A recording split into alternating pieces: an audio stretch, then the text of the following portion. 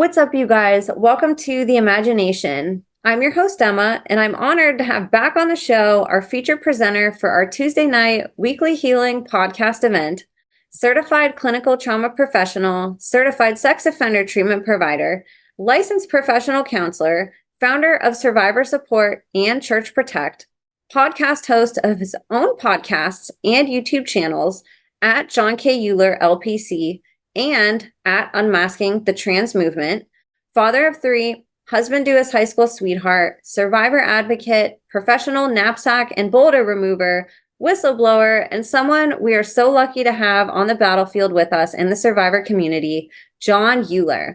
In case you're new here or missed Jon's briefing on his background on the first episode we did together, here's a short recap of Jon's story and accolades.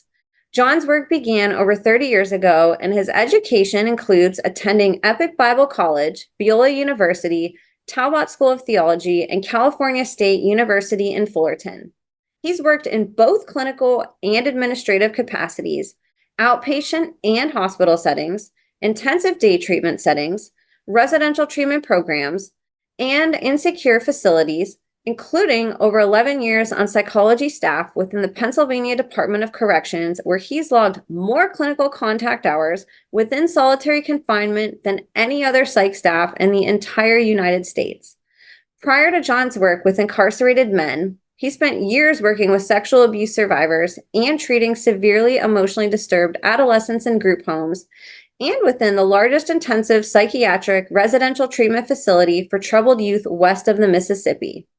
When Jon is not providing professional therapy or podcasting, he serves in an advocacy role toward helping increase safety for vulnerable women and minors who are being placed in harm's way by those pushing dangerous ideologies, public policies, and legislation. Each week on Tuesday, it's like we've been getting to sit in on free group therapy sessions with Jon. His background working in solitary confinement with some of the world's most sexual deviants and predators, coupled with his work and therapy working with the most extreme trauma survivors, has been extremely valuable as it's helping to re-educate us on what trauma is, what causes it, and most importantly, how we can heal from it. Jon has covered a variety of topics week after week that build on each other, including guilt and shame, systems and parts, sexual deviance and psychopathy, triggers, dissociation, what to expect from your therapist, what your therapist should expect from you, journal prompts, and so much more. I have a playlist on my channel with all of Jon's videos, and I highly suggest you all go through and listen to every single episode. Jon is helping all of us heal our own inner child and is helping us sort through all of the, in his own words, boulders and knapsacks we've picked up and been handed along our journey and way. And nothing is more liberating than taking weight off our shoulders that isn't ours to carry. And if you've been following along, I can guarantee you are already beginning to feel lighter.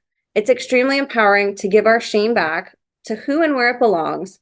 And with Jon leading the way, I have hope that all the shame in the world will one day be lifted off the shoulders of the wounded and placed back on the soul footprint of every predator who dared to harm one of our little ones. Jon is a hero and a pioneer in his field, and I ask that you all put down whatever you're doing, give him your full attention and respect as we dive deep into another episode of education and group healing. Before I finish introducing today's guest, I wanted to give just a couple reminders and updates.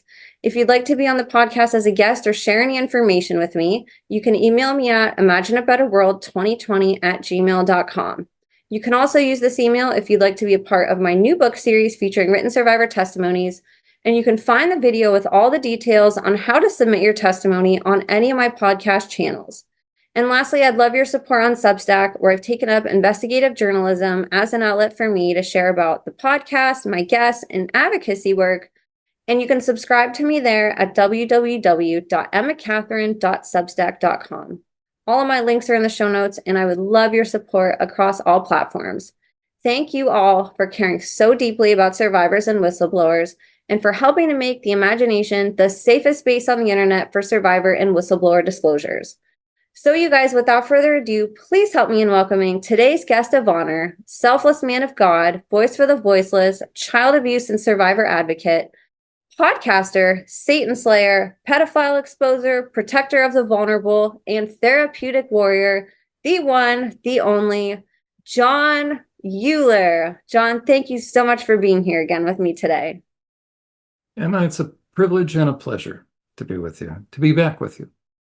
Man, this has been so fun. I've said it before and I just said it in this intro, but it really does feel like we're sort of all doing like a group therapy session together.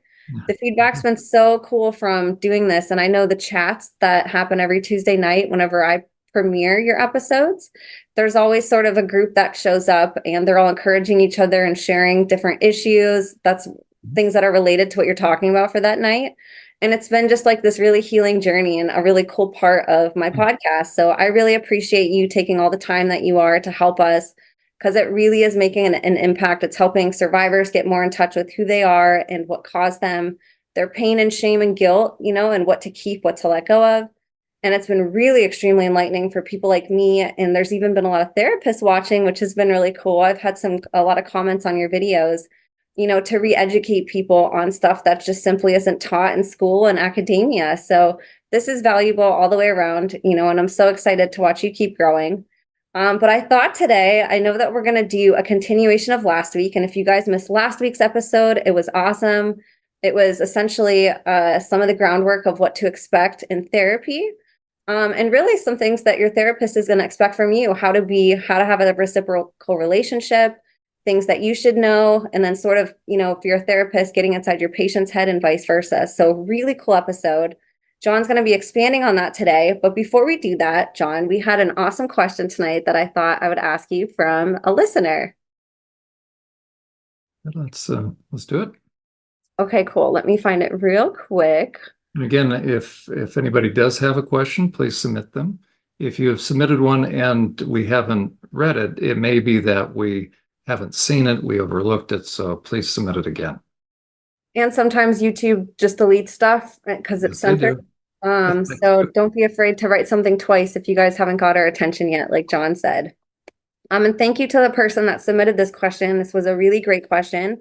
And it's going to help showcase Jon's work. One thing we don't talk a ton about, or we haven't yet, is Jon's work with Church Protect, which brings awareness to abuse in the churches. And this question pertains to that a little bit, Jon. So here was the question.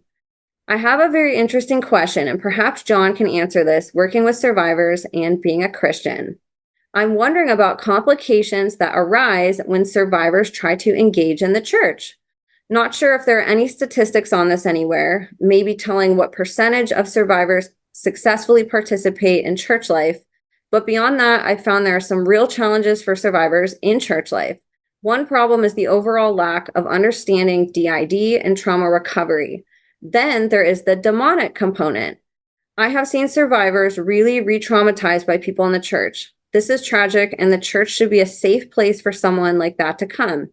I know that it is a big deal to the heart of God. I know that Jon has worked to educate on churches, and just wondering if Jon has any insights and recommendations regarding this subject. We could write a book based upon this question. Excellent question. Probably a series of books. Right. So thank you for submitting that one. Unfortunately, what I would say is this, unfortunately, churches, and when we say churches, we're also really talking about church leadership and pastors. So as goes the pastor, typically so goes the church. Pastors are, in my estimation, either willfully ignorant or biased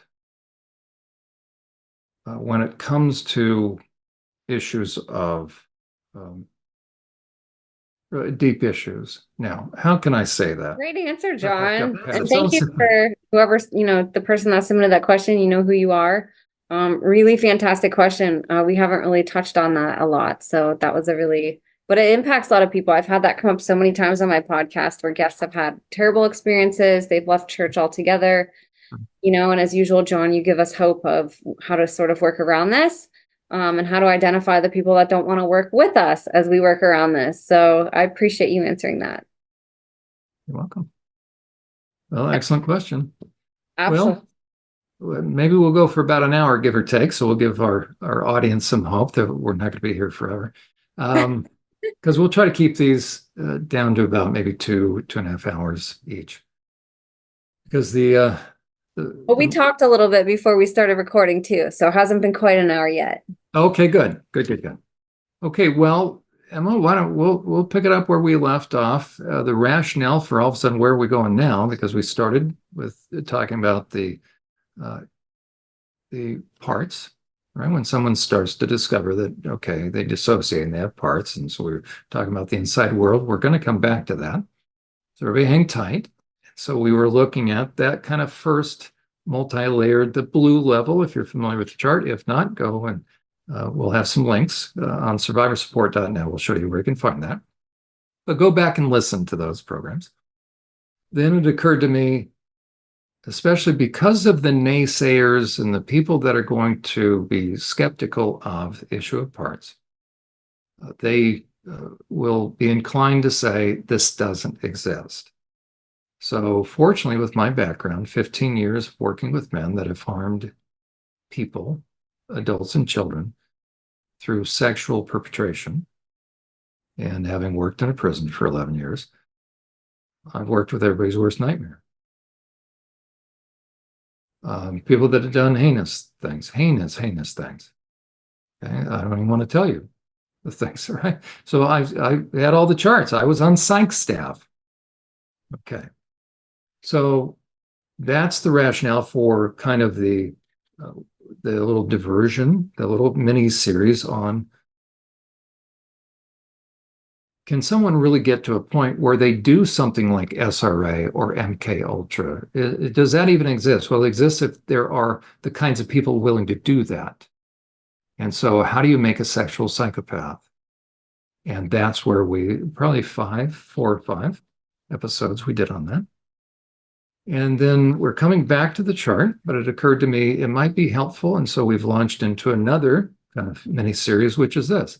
So we've looked at the chart, and someone is starting to progress in therapy, or someone's considering therapy. Where are they going, or where should they be going? Where should a therapist be going as far as what's the flow? Because it's only a matter of time, especially kind of in the beginning stages, that whether anybody likes it or not, here's the reality. The client is going to begin to put the brakes on.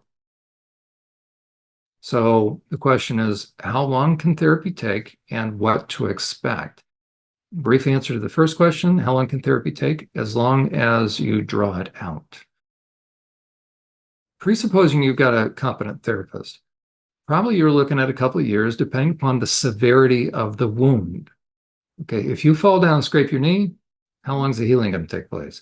If you're in a car accident where somebody jumped the median and drunk driver and hit you going 120 miles an hour and you were going 50, how long is the healing going to take place? Different impact, different course of treatment, different extent of injury, different course of healing, length of time. My wife got hit in the head by her dog.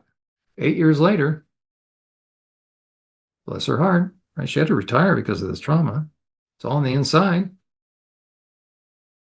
But we still can't eat off of regular plates. Paper plates, bowls, you can't hear silverware clink against no glasses, no plates. We can't go out to, we've never been out to eat. Just because of the healing is taking place, but we have to be mindful that sometimes healing takes a while. Now that's physically, same thing with emotionally. And you do a number on a kid emotionally, you traumatize them in the most heinous and Nazi-like fashion.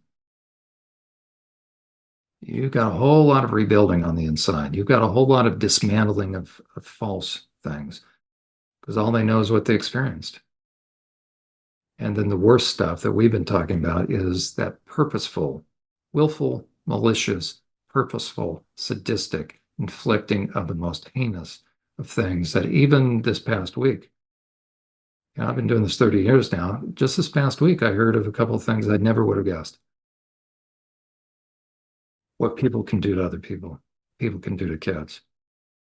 It's still, and then, I'm helpful, but then I go on my merry way and I think, wait a second, it happened this week. I thought, okay, I just packed that up, so to speak, within me and moved on.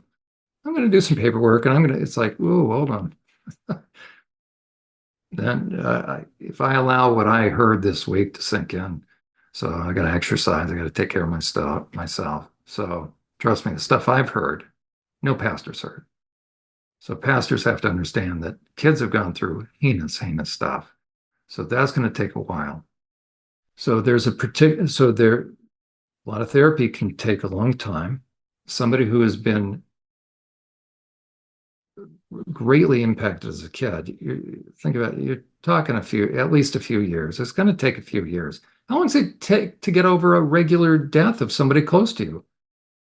You don't really go through the grieving process until year number 2. And that's as an adult.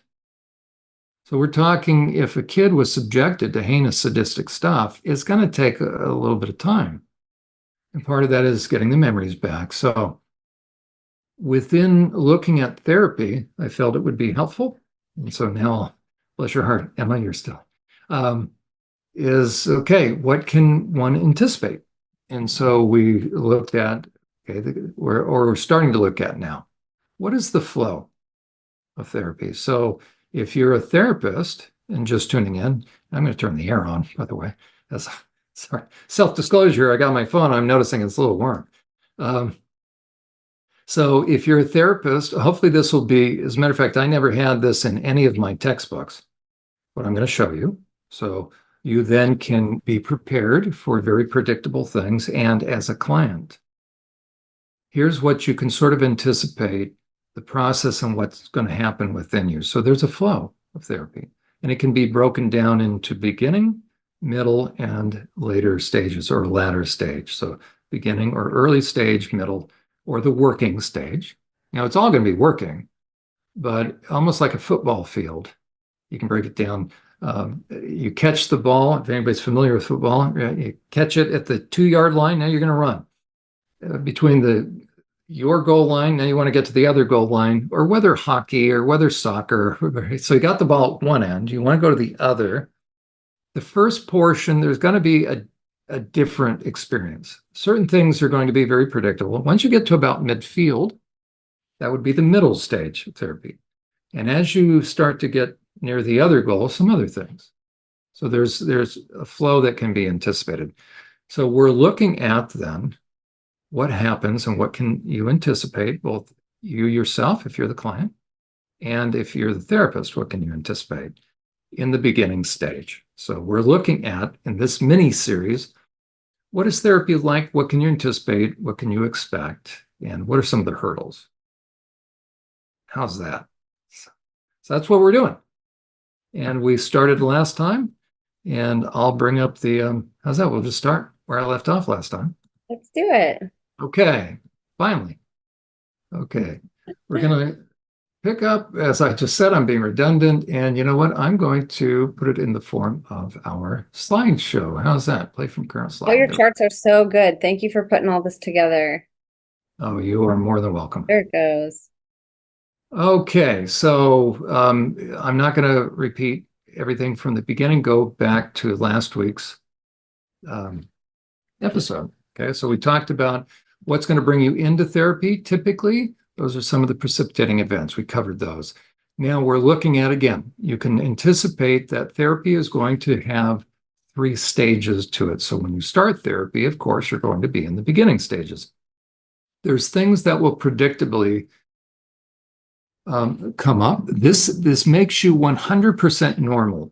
Okay? This is just what's going to be. It's just, okay. So, and it makes you very normal then. So you're going to have ambivalence. That means you kind of, one foot in, one foot out. So we looked at the ambivalence regarding therapy itself, regarding ambivalence regarding, oh, what did I do? Okay, I got to be mindful of that, huh? Let me see if I've got the right. I forgot about, okay, everybody bear with me. Okay, let me see, because I know when I move my mouse, huh? Okay, let me get out of this just for a second. Let me find out where I'm at. Everybody, sorry about this, folks. Oh, okay. How do I reverse the darn thing? Okay, there we go. I'm sorry about that. Okay, let me go back. Here we go. Um, Maybe this will be the safest for right now. Okay, so don't look at the thumbnails. You'll get you'll get everything in a moment. Okay, so here again, early stages, you looked at the ambivalence regarding therapy and ambivalence regarding the therapist, and now the therapeutic process. So again, this is going to happen in the beginning. And these are some of the questions on some level down deep inside. Okay, if you open me up, then decide to leave, meaning the client is thinking of the therapist or thinking about, because what if you decide to leave because it becomes too much? Will I be in therapy for the next 25 years? I think we answered these. Will therapy make me worse if things start coming up? It's not, by the way, it's not going to make you worse. It'll get worse though. Okay, but if you're committed to the process, it gets worse before it gets better, but it will get better. The journey of 1,000 miles starts what? Yeah, the first step, and picture it like the Grand Canyon. You're going to go down into something to get to the bottom, and then you're going to come up. And part of that is just like grief and loss. There's a process to it. How long before things get better? It really depends upon what happened and how hard you work at this. I would say, and it depends upon how much you're aware. It may be this difficult for a year, it may be difficult for 6 months. It could be difficult for a couple of years. You're going to actually see, we're going to talk about some of the roadblocks or the obstacles, okay, that the longer you prolong this, then it'll get worse, by the way. Okay. Can I just do therapy a couple of times per month? That's right. We dealt with this. You can do therapy, whatever pays, but the more you put into it and the sooner you'll get through it. So the longer you have time between sessions, the longer, because it has tendency, everything goes back in the box, so to speak, right? All the pain go back. So I just recommend do it well. If you're familiar with chiropractic, for instance, if you've never been to a chiropractor, find a good one and then go like 2 to 3 times per week or a couple times per week for about a month or so. You want to get things dislodged, unlocked. The body will try to put it back, right? So you will get better as quickly as you're willing to move forward and brace for the pain. Okay, what's the difference between CBT, that's cognitive behavioral therapy, and trauma? Everything in a way engages our mind, our thought process, but trauma is on a visceral level. So trauma therapy, you're going to need um, the ability to understand the reactivity. Okay, so reactivity is not rational. That's why CBT, like if you're having a panic attack, a CBT approach will not help you. Okay, maybe I just need medication instead of opening up a can of worms. If you need medication, as a matter of fact, I think this is review.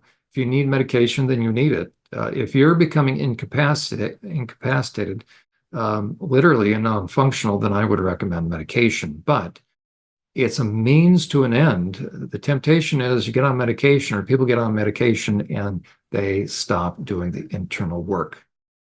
Okay. The medication is there so you can continue to be functional, go to work, or do your daily functional life, but so that you can focus on what is it? Where's the source of the infection coming from? So medication, I'll use a physical analogy. That would be the antibiotics. But you want to find out where's the infection coming from. Okay. I don't want to blame anyone, and I'm afraid that I'll end up blaming my family for my problems. I don't want to lose them, and I want to be gracious, forgiving, and not hold on to the past because nobody's perfect. That's a very typical bundle of thoughts. As a matter of fact, virtually 100% of people are going to say that. Okay, very briefly, I'll unpack it. I don't want to blame anyone. And I'm afraid that I'll end up blaming my family for my problems. The goal of therapy is not blaming anyone, because if I blame someone, I place my knapsacks, I place my crud, my crap on somebody else. That's blaming. Okay. This is not about blaming. It's about everybody owning their own stuff, no more and no less. Everybody has how many knapsacks? One. One knapsack, no more, no less.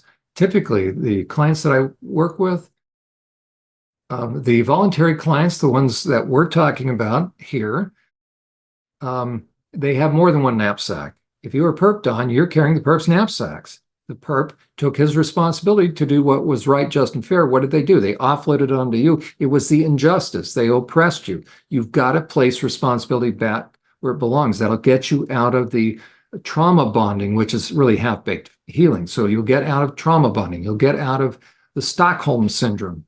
You'll get out of programming.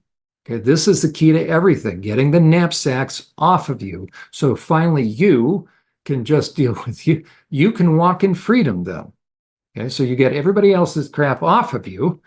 It's like Rapunzel in Tangled. Remember when all of a sudden she saw the light, she was free from Mother Gothel. Then Mother Gothel had to become over it, right? It was all covert at first, malignant narcissism, gaslighting. But once the perpetrator, the oppressor, Mother Gothel, knew that the gig was up, out came the daggers and the physical daggers and the knives. Mother Gothel risked going to prison overtly. Okay. Most perps aren't going to risk going to prison overtly. So the way to come out of the cult is place responsibility where it belongs. You got to see the truth. Truth will set you free. Okay. So I don't want to lose them. That's part of the challenge. Probably the person you're thinking of probably needs to get lost. You know what? Let the chips fall where they may. It's better to go it alone than be enslaved or you want depth, you want roots, you want relationships that have meaning. You don't want to be a mile wide and an inch deep, because what that means is you're compromising something. Because if you don't want to go through the grief and loss process, and we're only doing that because it would be necessary. Why? Because you're just going to see what's true. And if the truth is they're not there for you, if the truth is they perped on you, then why are you around them anyways? You're holding on to a mirage. You're holding on to something that you want to be true, but it's not true. So no wonder you're getting all screwed up. And no wonder they can jerk your chain. And so a part of you is saying to yourself, you picked up where they left off. What they used to say is, I know what it looks like, but it's really not that. You're now saying that you're gaslighting yourself. So there's sufficient evidence that they didn't care. But what are you saying to yourself? And I'm not faulting you. This is just what we all do, whether mildly dysfunctional family all the way to heinous stuff. We know what we're looking at, and then we explain it away, or we excuse it away, or we airbrush it over a different color. We say, well, I know, but then, and then, right? And then, well, hurt people, or, well, after all, generational curse, or after all, look at how they came from, or after all, look at the bloodline, or after all, look at the father he had, how about this? How about everybody do what's right, just, and fair, and have consistent standards and no excuses? That's not ruthless. How about this? Speak the truth in love. I'll tell you what's happening in this kind of relationship. You're not being honest. You're sucking up. They keep doing stuff to you, and you're not being honest. You're withholding truth. Why? Well, because I'll tell you why. You're fearful. Why? Because you're normal. But perfect love casts out all fear. In 1 John, it says. Okay, so the first thing is speak the truth in love. And then if that doesn't work, then it's as iron sharpens iron. Now we're dealing with natural consequences and confrontation. We're having very straightforward conversations. And if that doesn't work, we then shift to third gear, which is spur one another on to love and good works. Now it's negative motivation tool. That's boundaries. What happens after that? Then you're at this, I don't want to lose my family. Well, guess what? If they keep crossing your boundaries, if they keep disrespecting you, if they keep minimizing you, if you start to reference, hey, I think some things happened to me in this family, are they receptive? Do they want to know? Or do they say, I don't know what you're talking about. I don't remember any of that. Well, guess what they've done? They're essentially telling you, sit down and shut up. Well, that's not love. Love is patient. Love is kind. That means useful.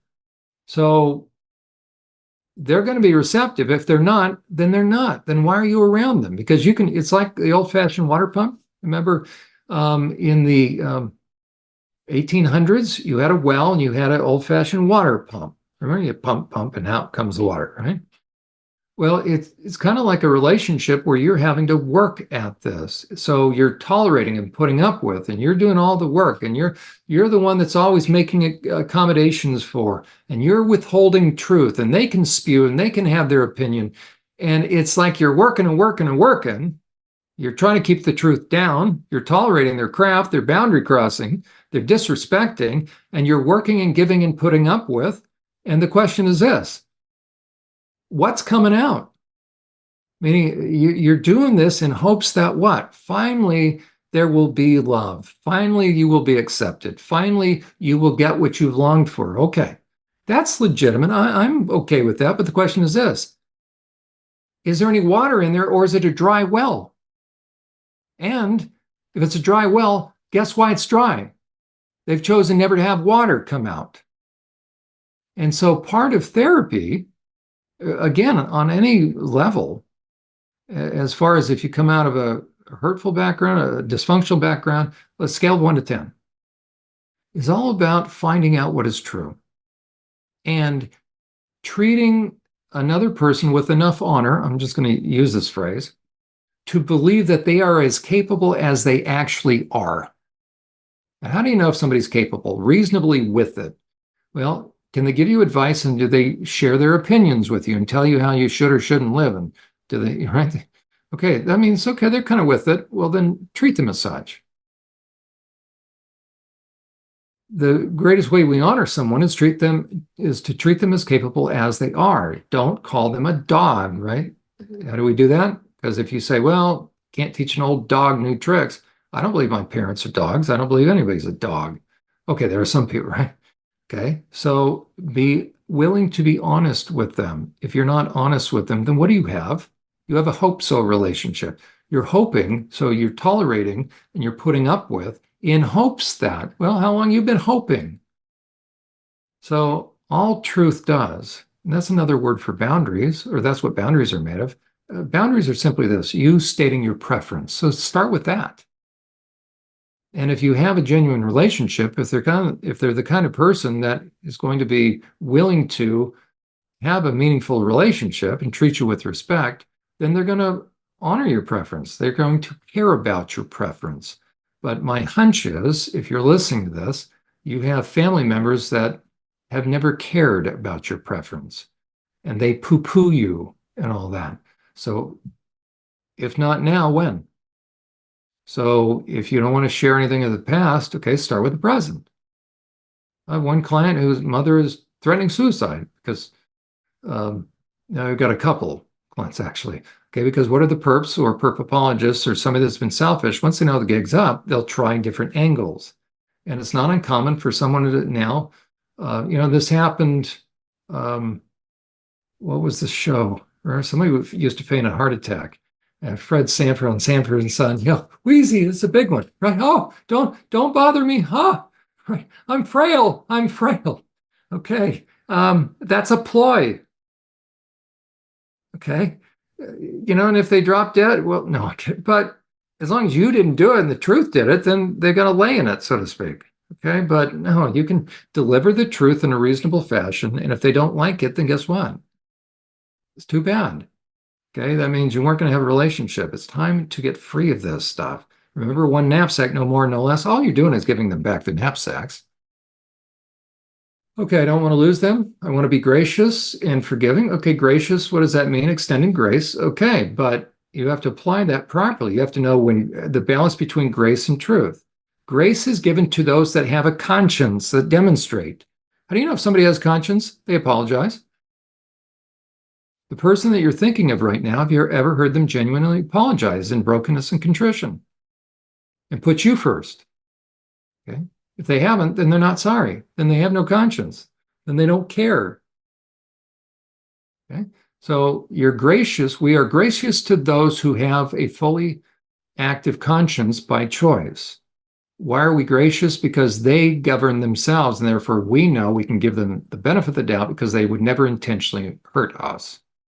If you give grace to a perpetrator, if you give grace to a dog or a pig or a wolf, you give grace, meaning, a wolf in sheep's clothing, a cult leader, anybody who's selfish, if you give grace to them, then you are enabling them. And it's not grace, it's license to allow them to continue to hurt you and others. You're co-facilitating in the harm they're perpetrating.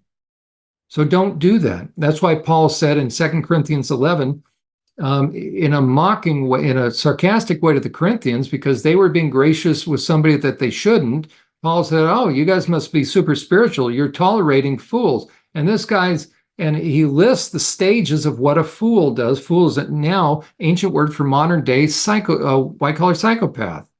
And they'll start taking control over you. They take everything you have. They treat you disrespectfully, and then they start to abuse you emotionally, then even physically. And Paul said, "Oh, I must just be too unspiritual. I must not be spiritual enough."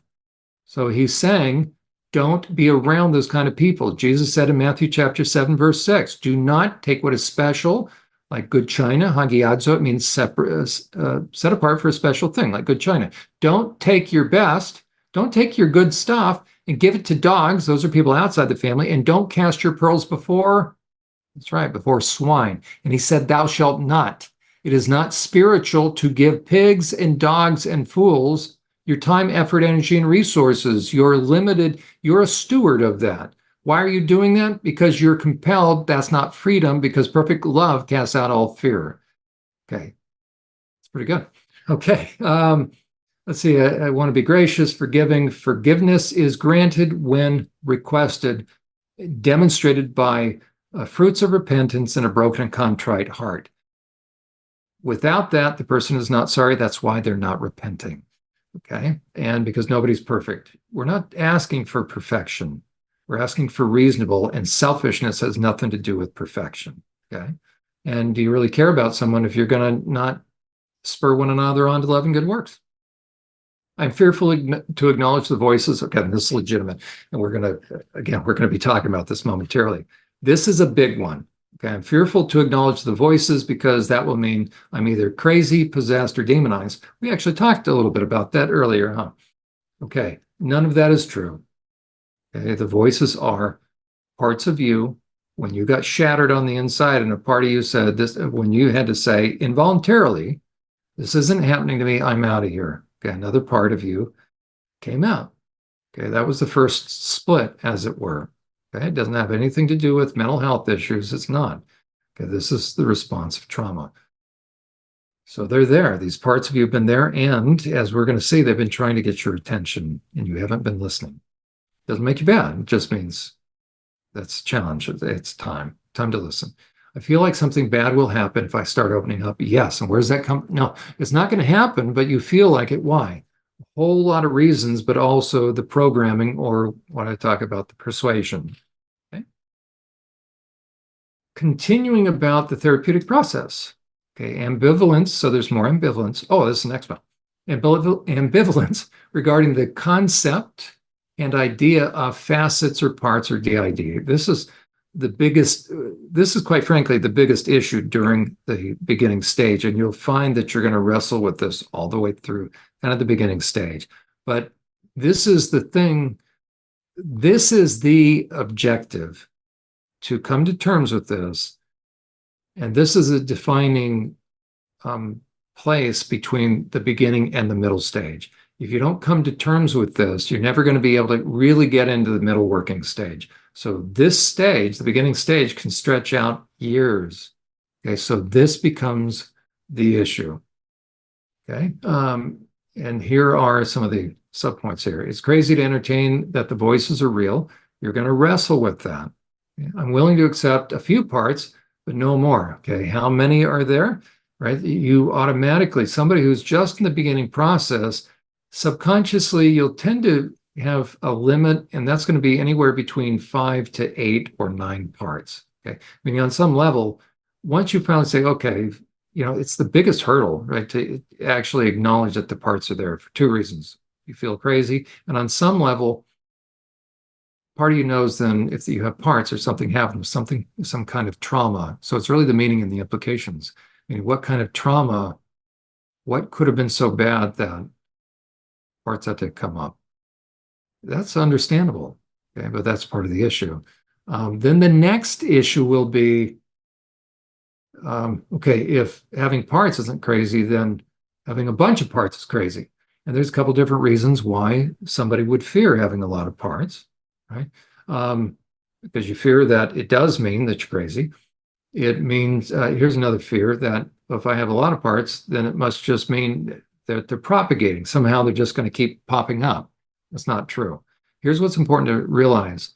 If you're listening to me, if you're watching me, you have a certain amount of parts. You have a finite number of parts right now. And the number of parts you have, all things being equal, okay, unless there's another super big trauma in the future, like if you live with domestic violence, okay, just shy of that, but even still. So let me just say it like this. The number of parts there are the number of parts.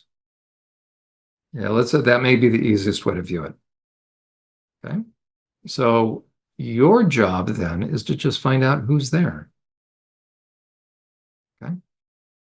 So you're inspecting the lay of the land.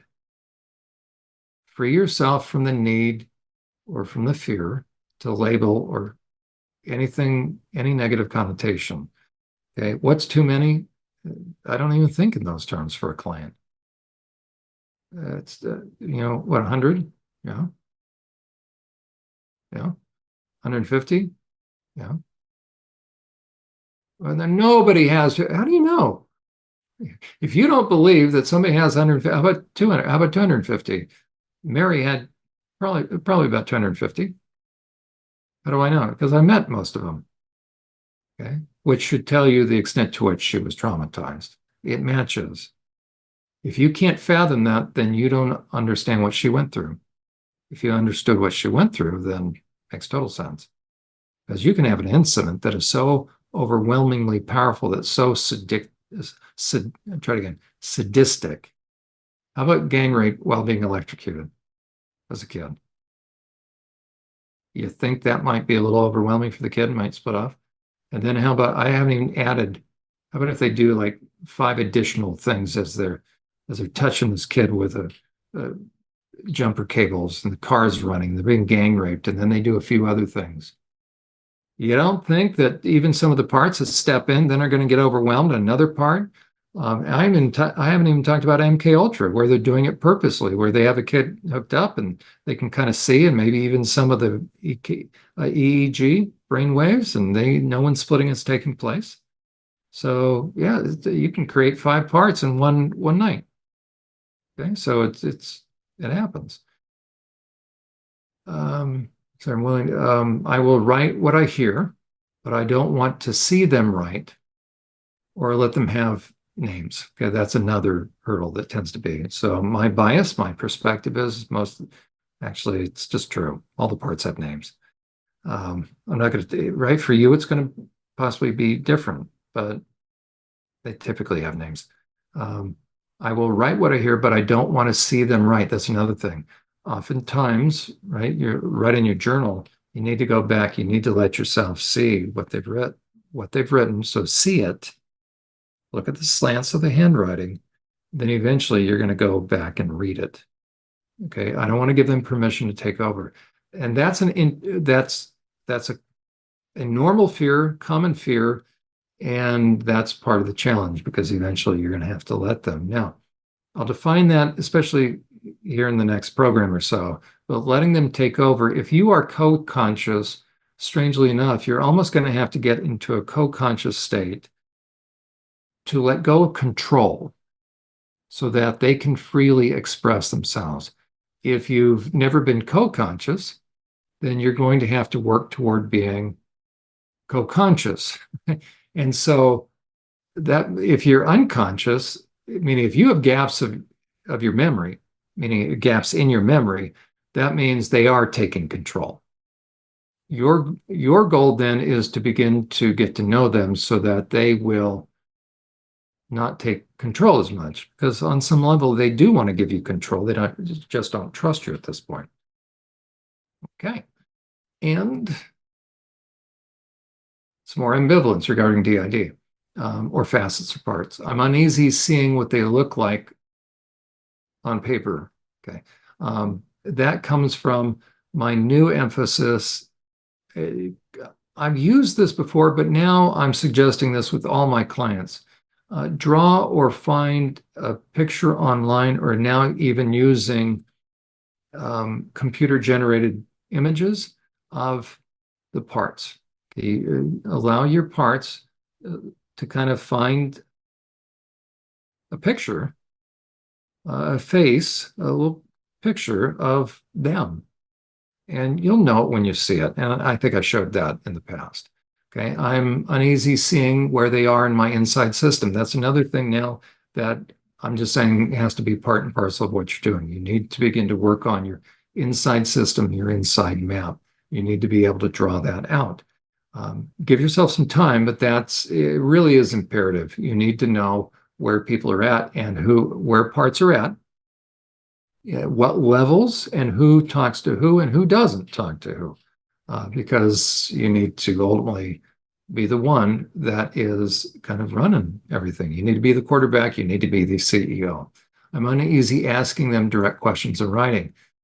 That's going to be a challenge, but you're eventually going to have to. Why? So you can get a direct sense of what they're like. Not just what they're like, of who they are. And one of the things that often happens is you will notice on your cranium, you will feel when parts are trying to get your attention, there will be characteristic patterns that kind of move and give you pain certain ways. They're trying to get your attention. Okay? It's very common. Not that it has to be the case. I'm uneasy seeing where they are and what happened to them and allowing them to share their pain in order to rescue them. You do need to rescue them on the inside. They need to allow you to see what happens so you can start to absorb the pain, which is really you're stepping into now what they had to step in to take on your behalf. So now you're actually letting them sort of retire from holding that, and now you're beginning to accept it. Okay. So what will block? So you can see those are some of the concerns. That's the ambivalence. That's slowing it down. You're starting to apply the brakes. That's kind of the ambivalence, meaning that'll slow the movement in the early stage. What are some things, and we ended with this one, we'll review it very quickly. What will bring things to a stop? Okay, so what's the benefit? If you keep going, look on the other side of the wall, look on the right side, you'll have cooperation on the inside. So what do you get if you actually go through all this? You're going to have cooperation on the inside. You won't feel scattered. You'll have support on the inside. You won't have all the negativity and antagonism and self-injurious behavior. Okay, decreased compulsivity and impulsivity. Okay, impulsive, right? You're not going to be emotionally reactive, and compulsive, you're not going to enter into doing certain things that are repetitive that are causing you issues, and you'll regain your lost memories. That's why it's beneficial to break through this, okay, or climb that wall. Really take the wall down. Okay, breaking through. We looked at this last time just quickly. Fear of acknowledging that the voices are actually parts. Fear of accepting that there may be more than a few. These will help you break through this. Okay. Fear of acknowledging certain parts that to date have seemed harmful, negative, or irresponsible. Some parts you feel they are demons. You feel they are, if not kept under control, they're going to cause damage. They're going to cause things to spin out of control. They're going to work against your best interest. It feels like that, and it's been that way. But because it's been compartmentalized and you have been avoiding, okay, getting to know them. So right now you don't know them.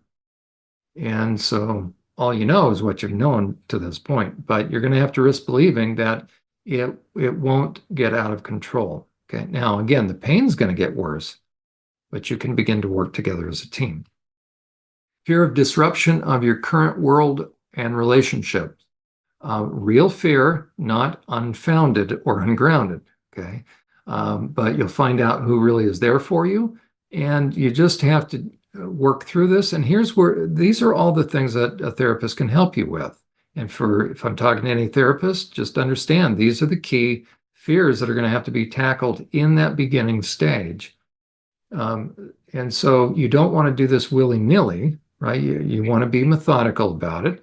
And so, for instance, fear of disruption of your current world, it's going to disrupt things.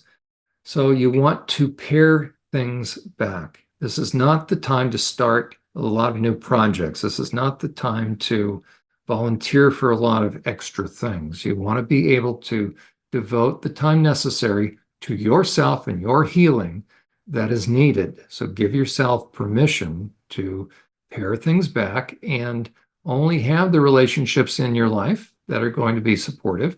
If you're a mom, you're going to have to work with your spouse or with your partner, or if you're a single mom, right, you're just going to have to, as best you can, try to work things in such a way that you're still able to be functional and that the people around you, you're going to have to share with them that you're going to be going through some difficult things. You're going to have to let your needs be known. So this is really a team effort.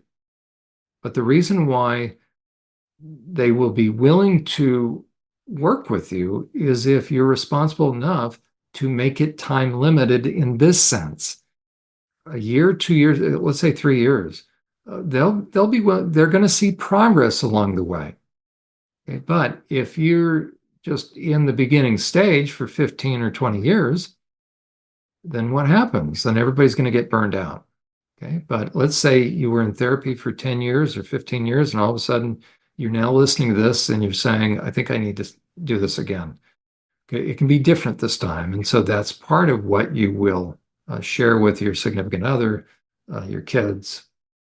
Okay. And again, by the way, I do work with clients. And so if you want to, you can go to the website, SurvivorSupport.net, sign up for a consult, and I can help with that. I work with families, helping them get on board, or spouses, and certainly individual clients.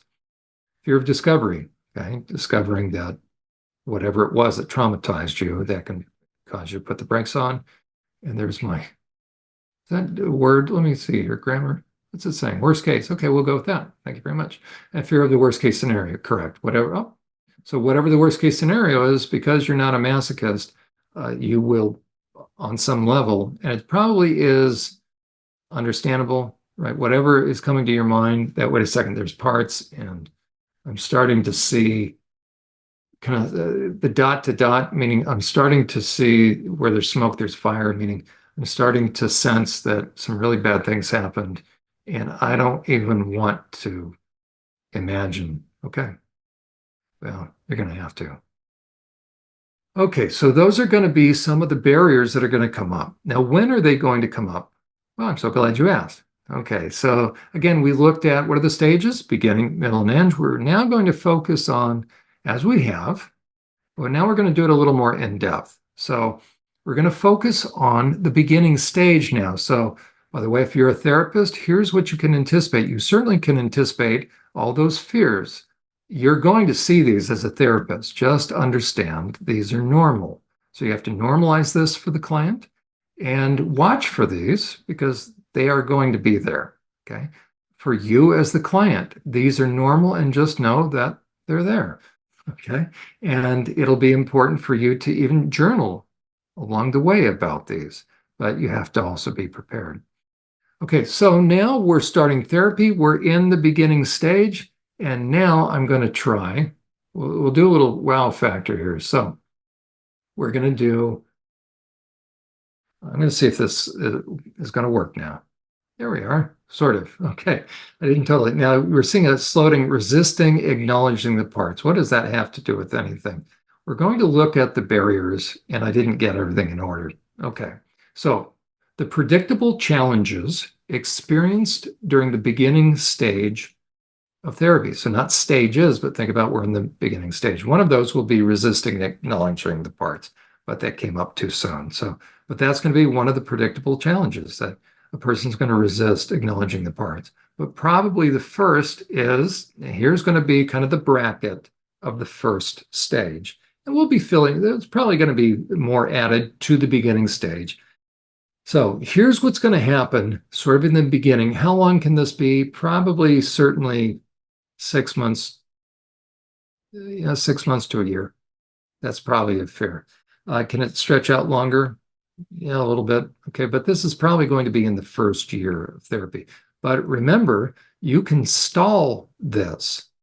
Okay, and we're going to look at what causes things to stall and get stretched out. If you've ever heard somebody being in therapy for 25 years, it may be in the beginning stage. Like Sybil, I'm convinced she never got out of the first stage. And people have now said, she recanted. Well, I'm going to show you where that happens. Okay, so here we go. What is going to cause blockages?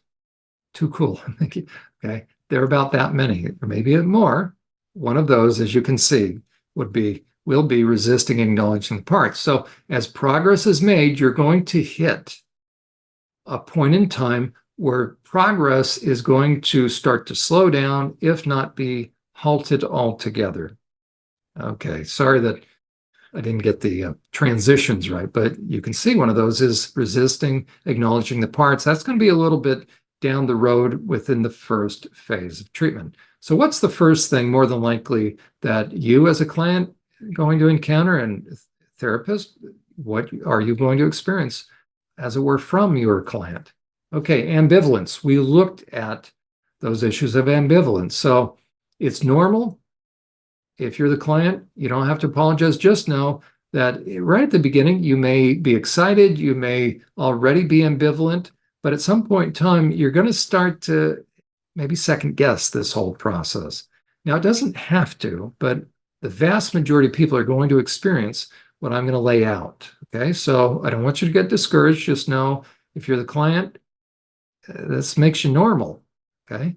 If nobody had any of these roadblocks or walls or barriers, I'd almost worry about them. Okay. Trust me, you're normal and therefore you don't like pain. And that's why there's some predictable, so with predictable blockages within the first stage. Okay. What are some of the ambivalences? We looked at this, or the reasons for ambivalence. Cautions, right? There's a couple different reasons. You're caution about how life is going to change. You're cautious as to what therapy is like. Who's this therapist? Did you pick the right one? What changes, right? Change is always disruptive. Just I don't know if I'm ready for that. So you're cautious, especially if you've had past therapy. Okay. If you've been burned, so to speak, before, you're going to be very cautious. And think about MK Ultra. Even is the therapist a plant, so to speak? So, and you need to be cautious. That's why I want to normalize this. It's very normal. So give yourself some time. And for the therapist, you know what? This is just anticipate that and normalize it. Okay. Concerns, right? You're going to have concerns. And we covered some of those in the PowerPoint we just went over, right? Am I going to fall apart? Are you going to leave me? Just any number of concerns, right? Am I going to go crazy? Doubts, right? Should I be in therapy? Is this even normal? Beginning to doubt that anything happened. Maybe I just need to get stronger, pull myself up by my bootstraps. Is this even legitimate? Am I weak? And then fears. Fears are very normal. There'll be a lot of different kinds of fears. Fear of change, fear of things getting worse, fear of pain, fear of finding out what happened, if anything happened, meaning typically something happened, fear of what's going to happen to relationships.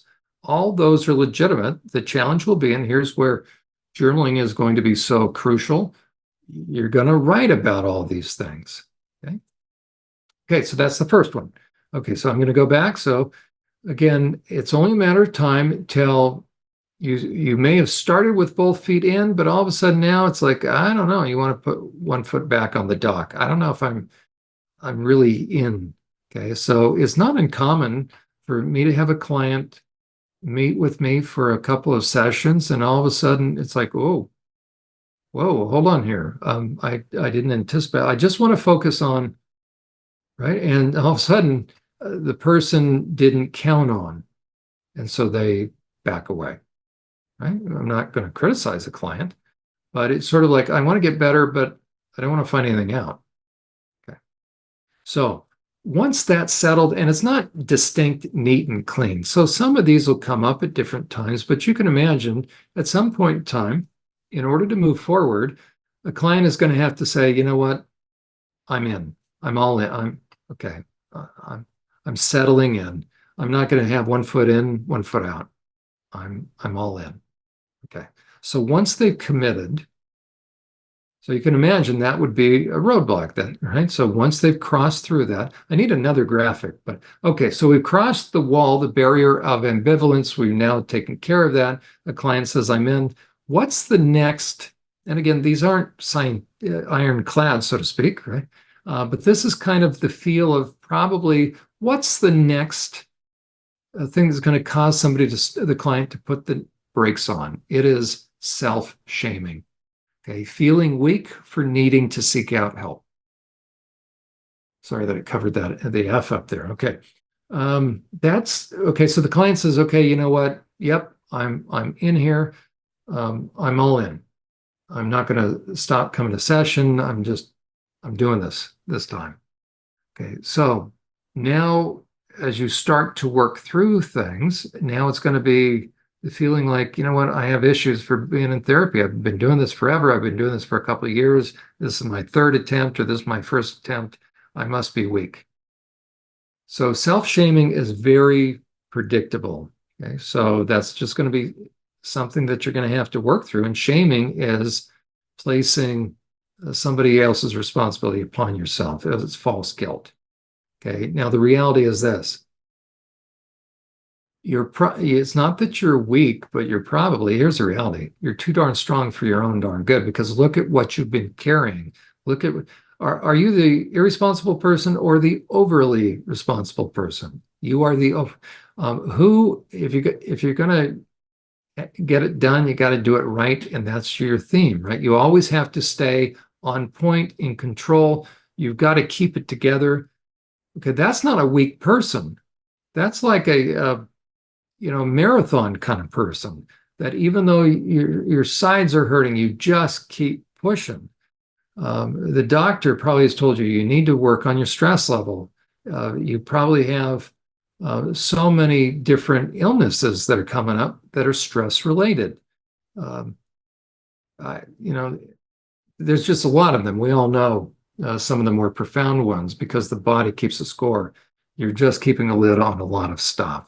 Okay, so self-shaming will be a very predictable next stage, and somebody can actually stop right at that point. That, you know what, it's just too self-absorbed to do therapy, and it's taking money away from my kids, or it's right. So I just don't have time. It's not right for me to focus on myself. And there's even some little songs. Let's forget about ourselves and focus on him. And okay. What's the next stage? So if we've made it through the ambivalence, we've got both feet finally in, we're willing to risk believing that it's not what it feels like as far as self-shaming, that, okay, you know what? It's not that I'm weak. It's like I've been in a car accident. So I'm going to give myself some time to heal. I'm not going to say I'm weak. I'm just in a healing stage right now. The next typical phase you'll go through, not so much phase, but issue, right, that it could put the brakes on, is self-blaming. That's the natural inclination toward feeling as though that the client is overly sensitive, that you're projecting, you're unloving, you're unforgiving, and you're blowing things out of proportion. Because the more you went through and the more you don't remember, then all things being equal, it probably means something happened. And it happened when? Probably early. Well, how early? Probably in childhood. Well, who were you around in childhood? Yeah, you were around people that had probably ready access to you, consistent access. They had access to you. It's probably not the snatch and grab child molester. It is what? It's somebody who had consistent access to you that probably did what? Enough trauma to where you split off. Well, that's pretty hard, right? Because that means if, in fact, meaning as a detective, you're starting to find out, wait a second, we're narrowing down the options of possibly who could have done this. Okay. And so therefore you're looking at the possibility, if not, well, probability. If you find out that somebody in your family did something, then it's going to blow everything apart. Okay. So if you can't watch in essence, the disintegration of your nuclear family, if you can't stand being ostracized, then you're not going to be able to move forward. That's going to be part of that ambivalence as well. Um, So a part of you is going to feel as though, right, you're going to kind of go back in denial, like, you know what, nothing really happened, and it wasn't that big a deal, and it was just a little incest. It was just a okay, projecting. You know what? After all, look at the family they grew up in, and look at my dad. You know what? Look at after all what he was taught, or what he experienced, or what he. So we're gonna. And if I were him, or maybe I'm sorry, projecting is more like, you know what? If I had been a more compliant kid, then they wouldn't have had to discipline me that way. Okay. Um, Unloving, right? It's you're not, but that's what you're starting to say to yourself. Well, it's unloving because if I have to start thinking things about someone, then it's going to change my perspective. And I only want to love believes all things, hopes all things, and I'm going to start to be unloving if I have unloving thoughts. Okay, I mean, if I start to view this person that I thought used to be loving, who is actually a perpetrator, right? That'll cause a shift on the inside. How about unforgiving? Right? The definition of forgiveness is you are forgiving a debt when the person asks. There can be no forgiveness. Think about a financial transaction. Okay. When is a bank going to forgive your loan? When you acknowledge it, when you come with a hat in hand saying, I know I owe this. Would you forgive my debt? But they're not obligated. They're not unforgiving for not forgiving your debt. It's only when you take responsibility and acknowledge it. Can you imagine going to the bank and say, hey, yo, I know I owe you $1 million, but you're really something, and you just need to forgive us. I'm not paying you anyways, right? Or if you feel I owe you the money, then I right, do these mind games with poor survivors. None of it's funny, by the way. Okay, so you're not unforgiving to not forgive someone who's not repentant. Okay, what's the answer? Imprecatory prayers, by the way. That you can see under the podcast tab of SurvivorSupport.net. I'm doing an entire series on forgiveness, what it is versus what it is not. Okay, blowing things out of proportion. Again, the survivor is going to start to put the brakes on, because especially when the evidence starts to mount, that it really starts to, gets to a point where there's more evidence for that something happened than against. Okay. Again, I don't do guided imagery. I don't do hypnosis. I don't even do EMDR. I could, right, as far as I could be certified. I've chosen not to because I work with complex trauma. I just don't feel it's beneficial, to be honest. Something will come up when it's ready. If you bring something up ahead of time, it's just going to get snatched down again. And there's more risk than benefit in my estimation. Okay. So the self-blame, where was I going with that? I'm sorry. But the self-blame is just, you're going to naturally hit a point where, oh, I know that it must be me. I must be reading into it. But it's when the evidence starts to accumulate that's getting harder and harder to explain away enough quote unquote coincidences. And when that happens, that internal shift will start to take place.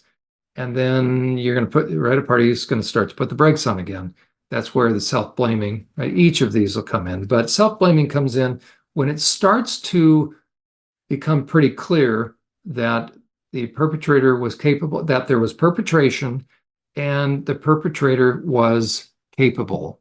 And so you can see with self-blaming, what it does is it's now not denying, it's now saying basically, I know what it looks like, but it's really not that because I must be to blame. If I hadn't been so seductive as a kid, then my dad wouldn't have. Or if my mom had been a better spouse and not withheld sex, then dad wouldn't have come to. So reality is starting to sink in by the self-blaming time. It's just now taking the knapsack, keeping their knapsack. It's truth is trying to draw that knapsack off of you. The key will be your anger, but it's now almost like there's a magnetic pole. Truth is trying to dislodge that and place it where it belongs. And it's almost like you grab it and you're tucking it in tighter to your chest. You're holding on to it. So you're taking the blame that belongs to somebody else. So that's why this is not blaming, right? What you're really doing in self-blame is you're resisting placing responsibility where it belongs. You're accepting responsibility that is not yours. Normal part of the process. So that just takes time, okay, to help. If you're a therapist, you just have to help allow the facts to speak to that. Very careful inquiry, um, trying to help the client understand that all things being equal, everybody was responsible. Meaning everybody does, nobody's in this equation, nobody's crazy. So what dad did, he did because he chose to, ultimately because he's selfish and he didn't care.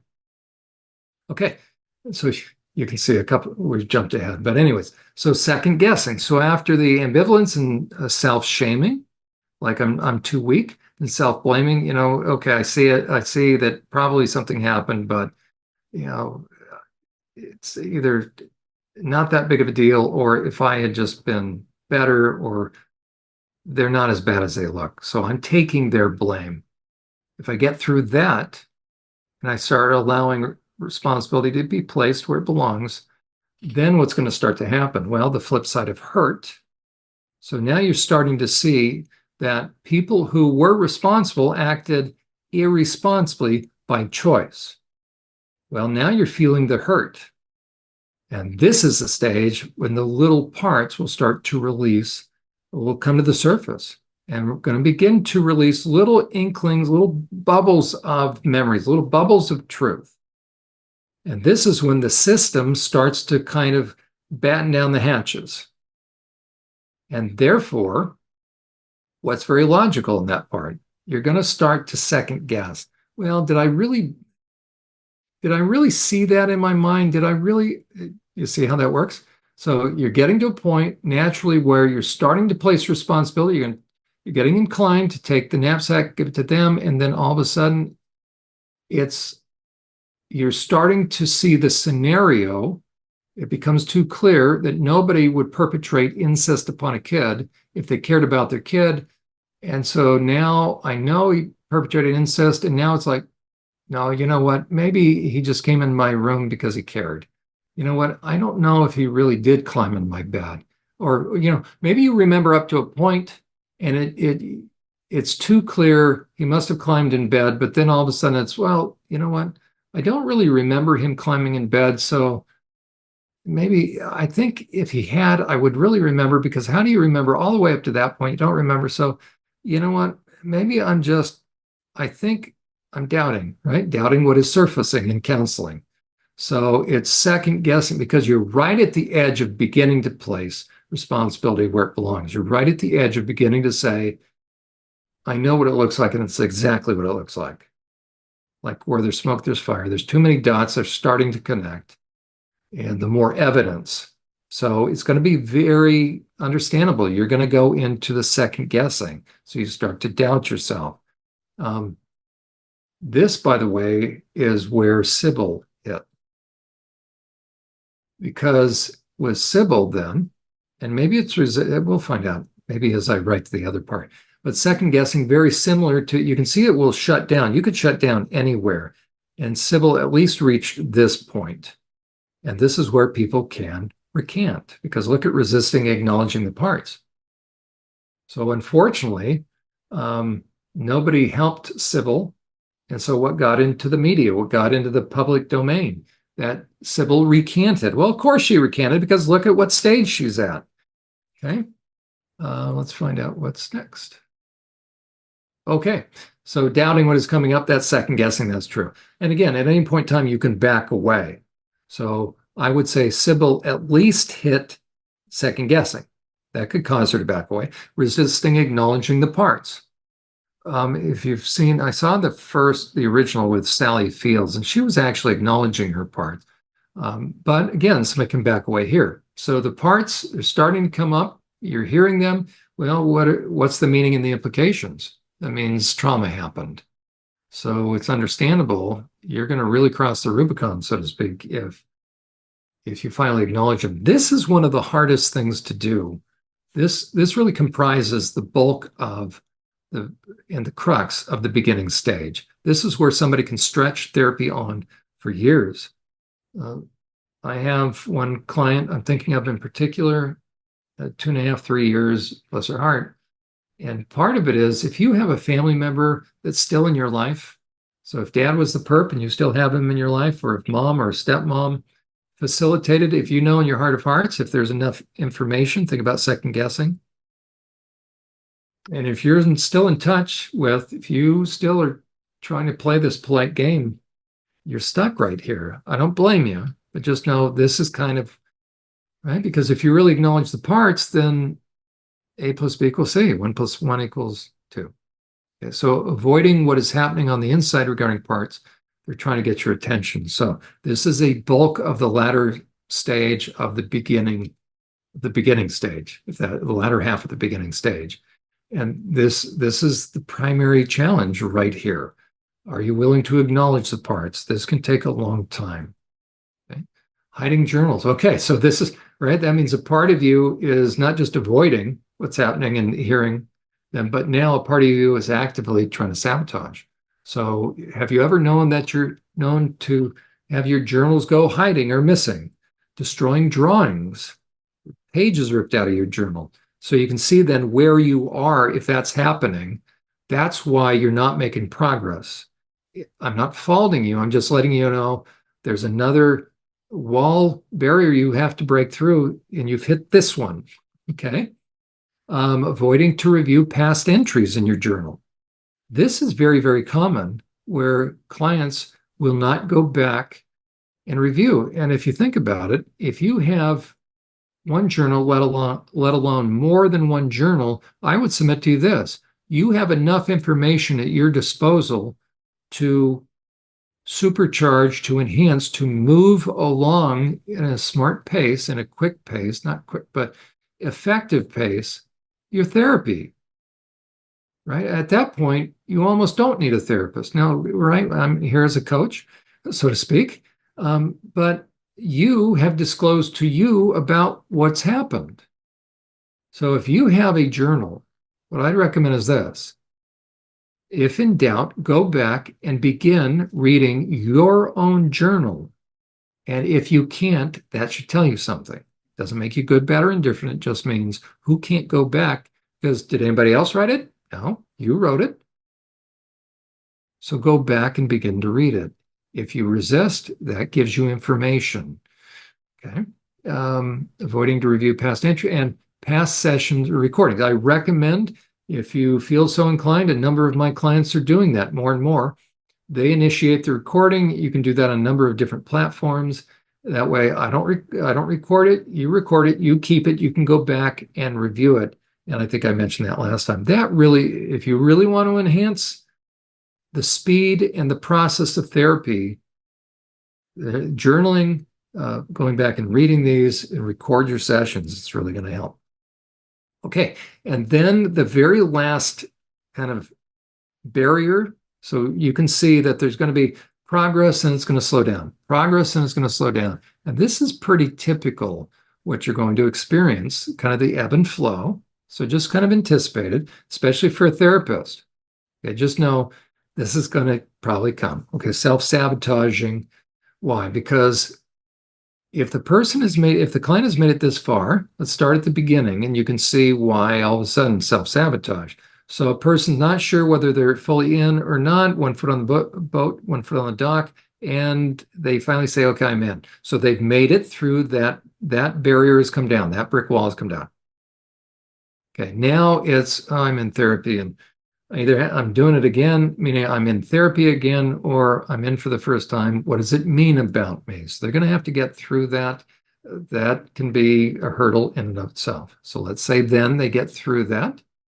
Now it is details. So we've torn down 2 of those walls. Now we're in the self-blame, meaning that's going to come up. Again, what's going to happen? Now we're starting to look at facts. Things are starting to come up. And it's starting to paint a picture. Suddenly my parents weren't perfect. And not only were they not perfect, now I'm starting to see that they were almost the opposite. They were actually potentially, if not likely, hurtful. So now I'm going to get out of the self-blame, and now more information is going to come out. So now I'm letting it come out. I'm not coloring it. I'm not whitewashing. I'm not accepting the blame, and now I'm not going to whitewash it. And all of a sudden, what starts to happen? Now the it's dot to dot picture. It's starting to build more evidence like on ledger sheet, right? I'm starting to see things that are harder and harder to say, well, I know what it looks like, but it's not that. So my parents were loving. Well, I've got one piece of evidence on one side. Yes, they love me. What do? They fed me on occasion. I don't know. They allowed me to live. Okay.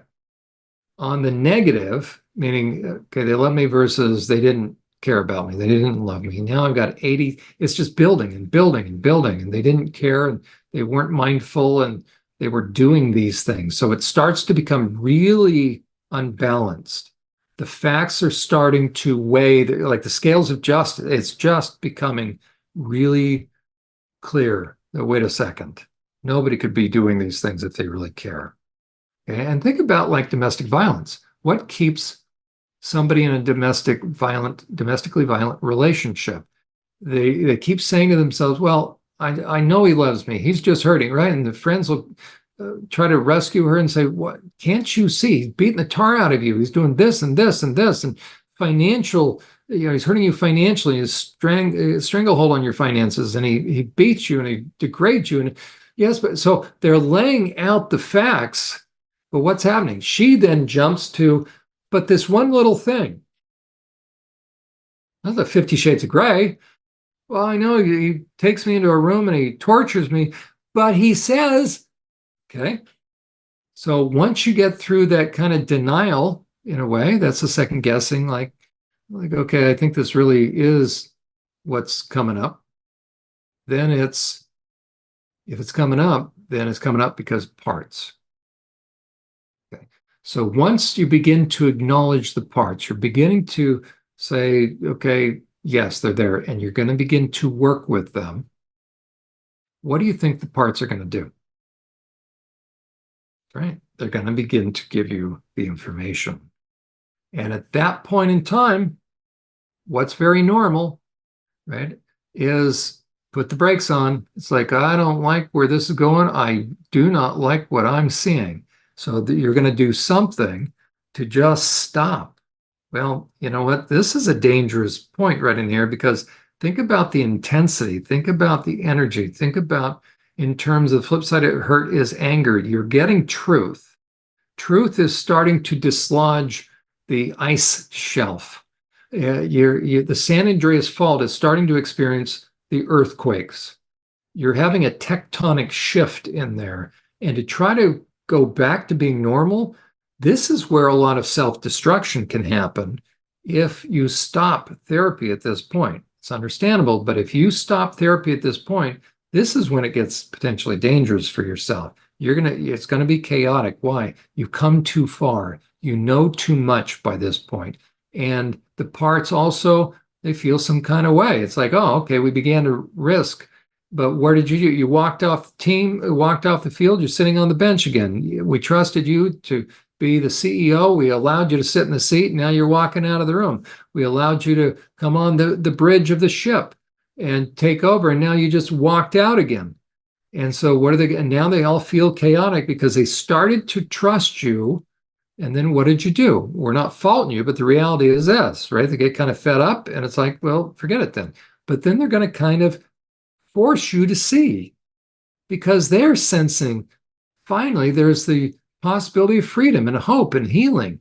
So they're not going to really let you get away with that. So that's why I say better to not start this process than to get partway in, get half baked, and then step out because you're too far in. It's kind of a good thing, though. Okay. And what is self-sabotaging?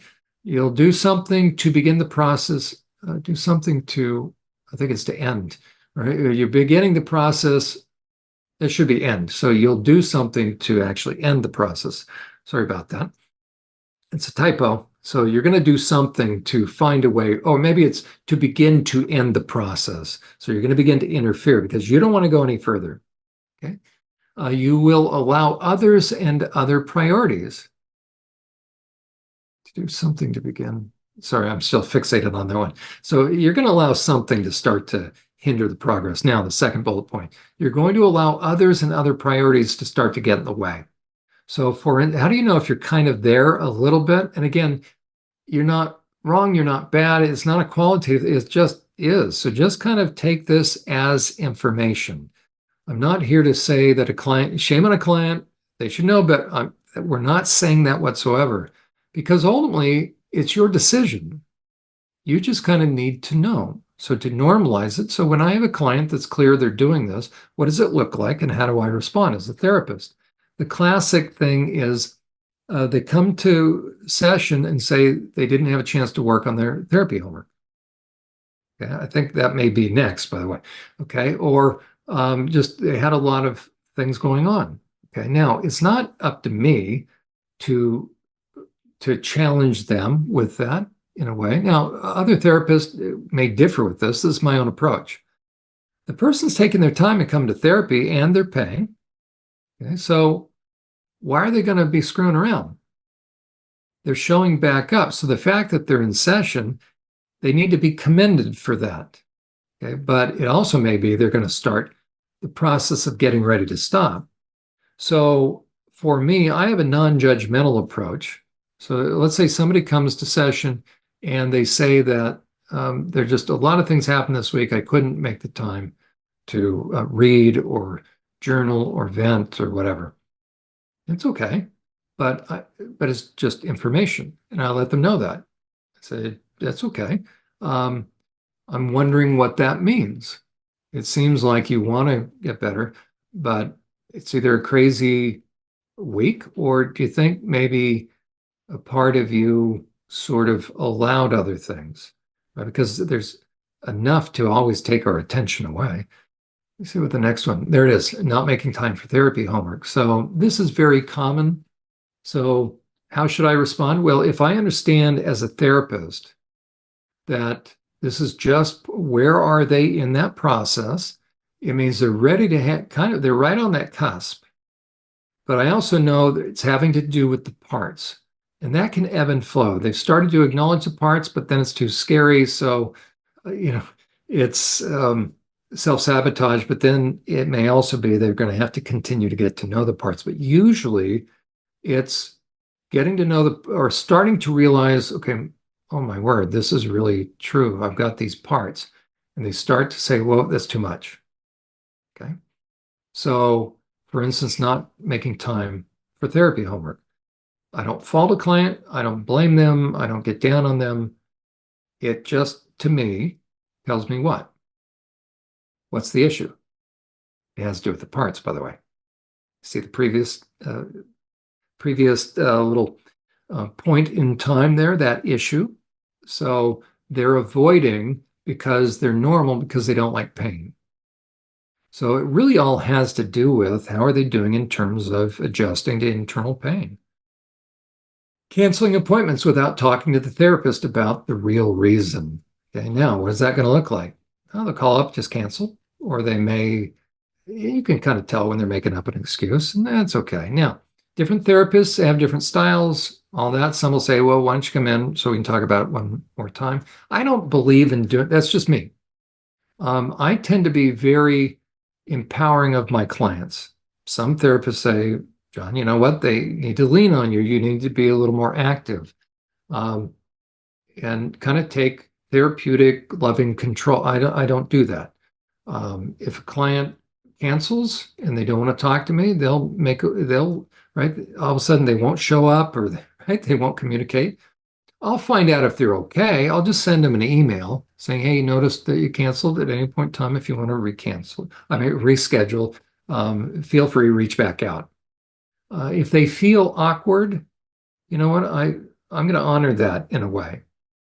If they want to talk to me, they will. If not, I understand it. It's not that I'm indifferent, but I also want to empower the client to make decisions that are in their best interest. Do I believe this is really in their best interest? No. Now, the only time this would be different, by the way, is if a client is literally actively suicidal. Okay, I'm not going to take a kind of hands-off approach then, but that's very rare.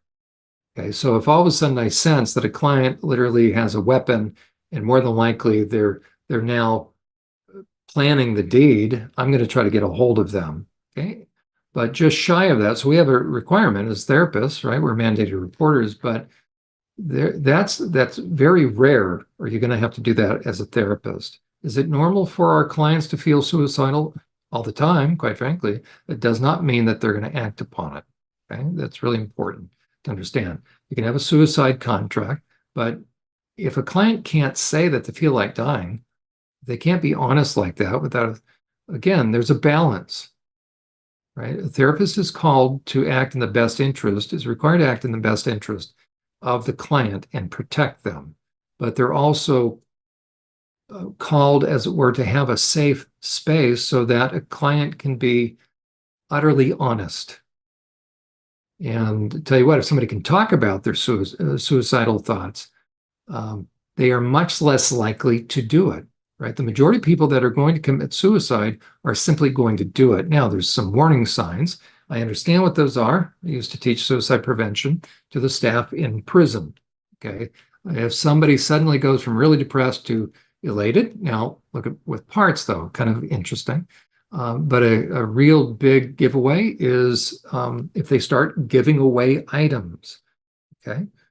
So that's a red flag as well. But if in doubt, address that. A therapist should address it in a straightforward way with the client, and you can do a suicide contract. That simply means, will you call me or call 911? Reach out for help. Okay. But if they start referencing a plan, a means to carry out that plan, then you have a duty to call. Okay, either not typically 911 or the police. And clients, please understand that. Okay, that and you can imagine, right? If somebody walked up to you and said, "Hey, I'm going to kill myself," right? It's awkward, but as a therapist, you're going to need to take action. But that's really rare. In 30 years, probably 3 times, to be honest, I've had to do that, hospitalize somebody. Okay, and what else? So, and here, what are some of the underlying dynamics or the issues going on? So we see the points at which they're going to put the brakes on. We see some of the predictable things that you're going to see each time that happens. But what's under the surface? So what's propelling a lot of this? If you're familiar with BPD, borderline personality disorder, that's a fancy way of describing therapeutically when a client changes up very quickly, hot, cold, back, forth. It's called the crazy making personality disorder. All that simply means is it's sort of they love you, then they hate you, right? It's you're the best thing since sliced bread, and now because you disappointed them, it feels like a betrayal. Now they never want to talk to you and they hate you. They think about somebody that's wounded or somebody that has an emotional sunburn, right? They want to get close, but they fear and they are emotionally reactive. Okay, so oftentimes BPD will actually be reflective of parts. So in IFS, they will reference that. So it's important to understand that in a way, the relationship, a lot of testing will be going on. There's a balance in there. There has to be honesty within the relationship, but the therapist, there's a lot of responsibility on the therapist to check in, right? If you sense your client is withdrawing, I want to tell the therapist you need to be proactive and bring the issue up, point that out. It's a polite way of saying calling them on it. I'm sorry, let me hit the mute button.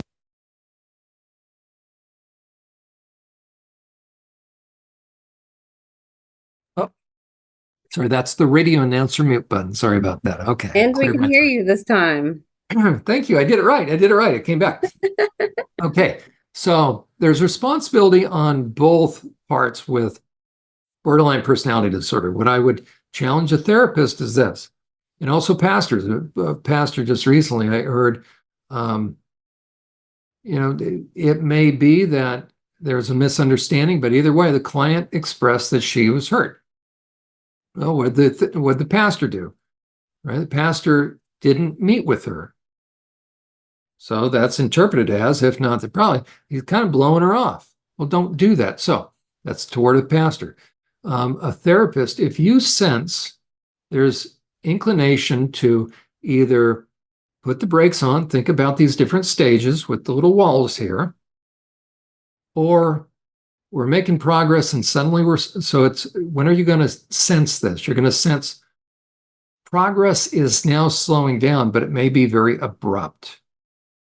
Okay, you want to speak to that. Yeah. Is that different than self-sabotaging? A little bit. That's going to typically be that you thought everything was going fine. It could look a little bit like self-sabotaging, but this is where you're also helping to model communication skills for someone who is very bright, but all they've ever known is what? That it's only a matter of time till someone betrays them. It's only a matter of time till someone hurts them. And they've got their PTSD radar system out, not because they're crazy, but they're traumatized. And so it's only a matter of time until something like this happens, okay? A breach in the therapeutic relationship. So it's going to require therapists in a very very calm, very functional, nothing personal. You're just going to make the quote unquote overt covert. It can even take the form of, hey, I'm wondering something, or did something happen? Okay. Now that's on the part of the therapist. On the part of the client, what I would challenge you is this. This is really a part of your growth or growing prospect, or yeah, this is how you grow. Okay. The wounds came from relationship. Healing will come from relationship, but part of this is going to take risk. Okay. No pain, no gain. And a big part of being able to get yourself out of the past and help allow the past to heal so that the past really is in the past instead of dragging it into the present, because borderline personality disorder is the past now is infiltrating into the present. And the reason why I'm suddenly so angry at this person is I know why they were late to session. I know, right? I'm not making fun of it, but meaning don't confuse me with the facts. My mind's made up. So it's very easy if you've been burned in the past to become closed minded because you become so jaded. Okay, you have to fight against that. So, what I would recommend as part of your own growth, and this is very practical, by the way, is you have to risk believing that you can begin to give just 1 or 2 percentage points extra of the benefit of the doubt. Because sometimes people actually do make mistakes. And that's part of the challenge of being hurt from the past, because nobody is perfect. So the way to prevent cutting off a relationship is you be willing to speak up while giving the person the benefit of the doubt.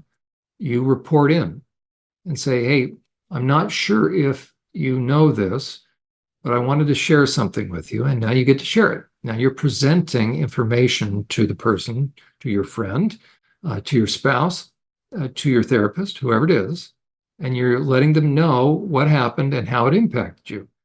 Then you'll see by how they respond the extent to which they care. Right? If they look at you and say, why do you feel that way? Or I don't care. Okay. Now you're not reading into it. Or now we may have an issue. Okay. But if they say, I am so sorry. I didn't even, right? Or let me explain what happened. Okay. So you're then extending grace, and then you're trying out your relationship muscles, because all you've ever known is it was only a matter of time till the worst case scenario happened. And so it's bringing yourself out of the past, and it's really a new learning experience. And that's how a lot of the parts, by the way, will begin to be able to drop their guard, right, in a healthy way, because you have to in order to have relationship. And if a party said, I ain't ever dropped my guard, I know. But in a way, look what happens with the walls. You stay safe, but you stay alone. But you also know, look what's happening.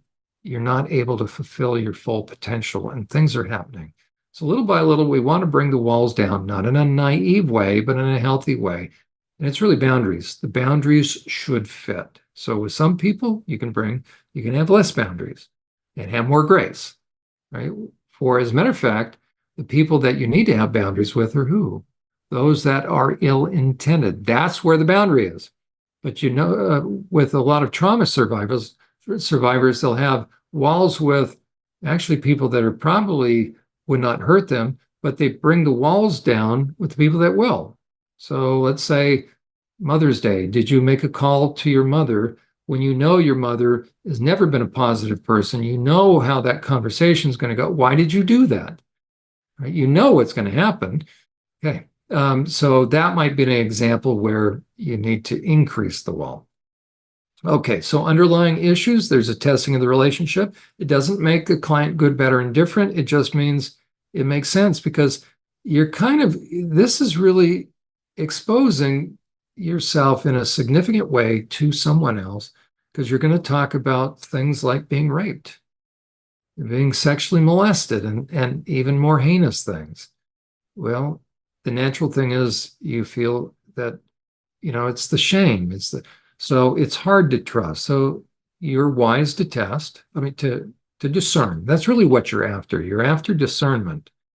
So that just be mindful though. It's one thing to over time trust but verify versus 3 steps forward, 2 steps back, and you're in, you're out. Okay, because a relationship really typically can't tolerate that. It's just too much work. And inner turmoil. So again, with these different segmentations, so those are normal. You're going to move forward, then you're going to start to put the brakes on, right? Ambivalence, self-shaming. So, right, those are issues that need to be settled. But then there's stuff under the surface. So part of it is a part of you is always going to be testing, or that's what's going to be sort of underlying, and just be mindful of that. As a matter of fact, dialectical behavioral therapy, DBT, is the treatment of choice for BPD, right? And what is one of the key components? It's mindfulness. So I'm being able to reflect on myself, being able to think about my thinking and what's going on for me. So I need to be able to see if I'm testing my therapist. Don't do that, right? Just keep that in check and just trust but verify. And then inner turmoil. Okay, and why would that be under the surface? Because you're not a masochist and stuff's starting to come up. And so you can see almost kind of in the second half. So the latter three of these issues. So once you begin to let down your guard, begin to trust your therapist, then you're going to start to have parts work. And that's where truth starts to come up, starts to surface. So what happens is where the programming gets triggered, or the conditioned beliefs, however we want to put it, or the persuasion. But I am okay with some people. I think now think I hate the word program. I don't. So that's why I used it. Okay. So stuff's going to surface. So the programming is going to be tripped or kick in. And then the early warning system going to kick in. So you can see then the really protective parts. The more the little parts start to come to the surface, then you're going to have putting the brakes on as well. Oh, did I do it? Okay. You know what? To be continued. So that's kind of what you can expect in the very beginning stages. By this time, by the next episode, as Em and I are talking, I may have some additional things for the beginning stage of therapy. Again, how long can you anticipate this? This is probably, I would say, minimum 6 months, 9 months, a year, give or take, but at least about 6 months in the beginning stage, depending upon how ready you are for this. If you've been burned in the past by previous therapists, it's probably going to be a little longer because, again, a part of you is going to understandably be, you're just going to have some trust issues. It doesn't make you bad. It doesn't make you immature. It just means, wait a second, I tried this before. And if you get burned or you get disappointed because you're not a masochist, it's like, okay, you're expecting me to try this again. So just know that these are some of the stages, some of the issues. So Emma, I'm going to anything. I'll get out of this if you want. Sure, whatever you're ready to do. There we are. Okay.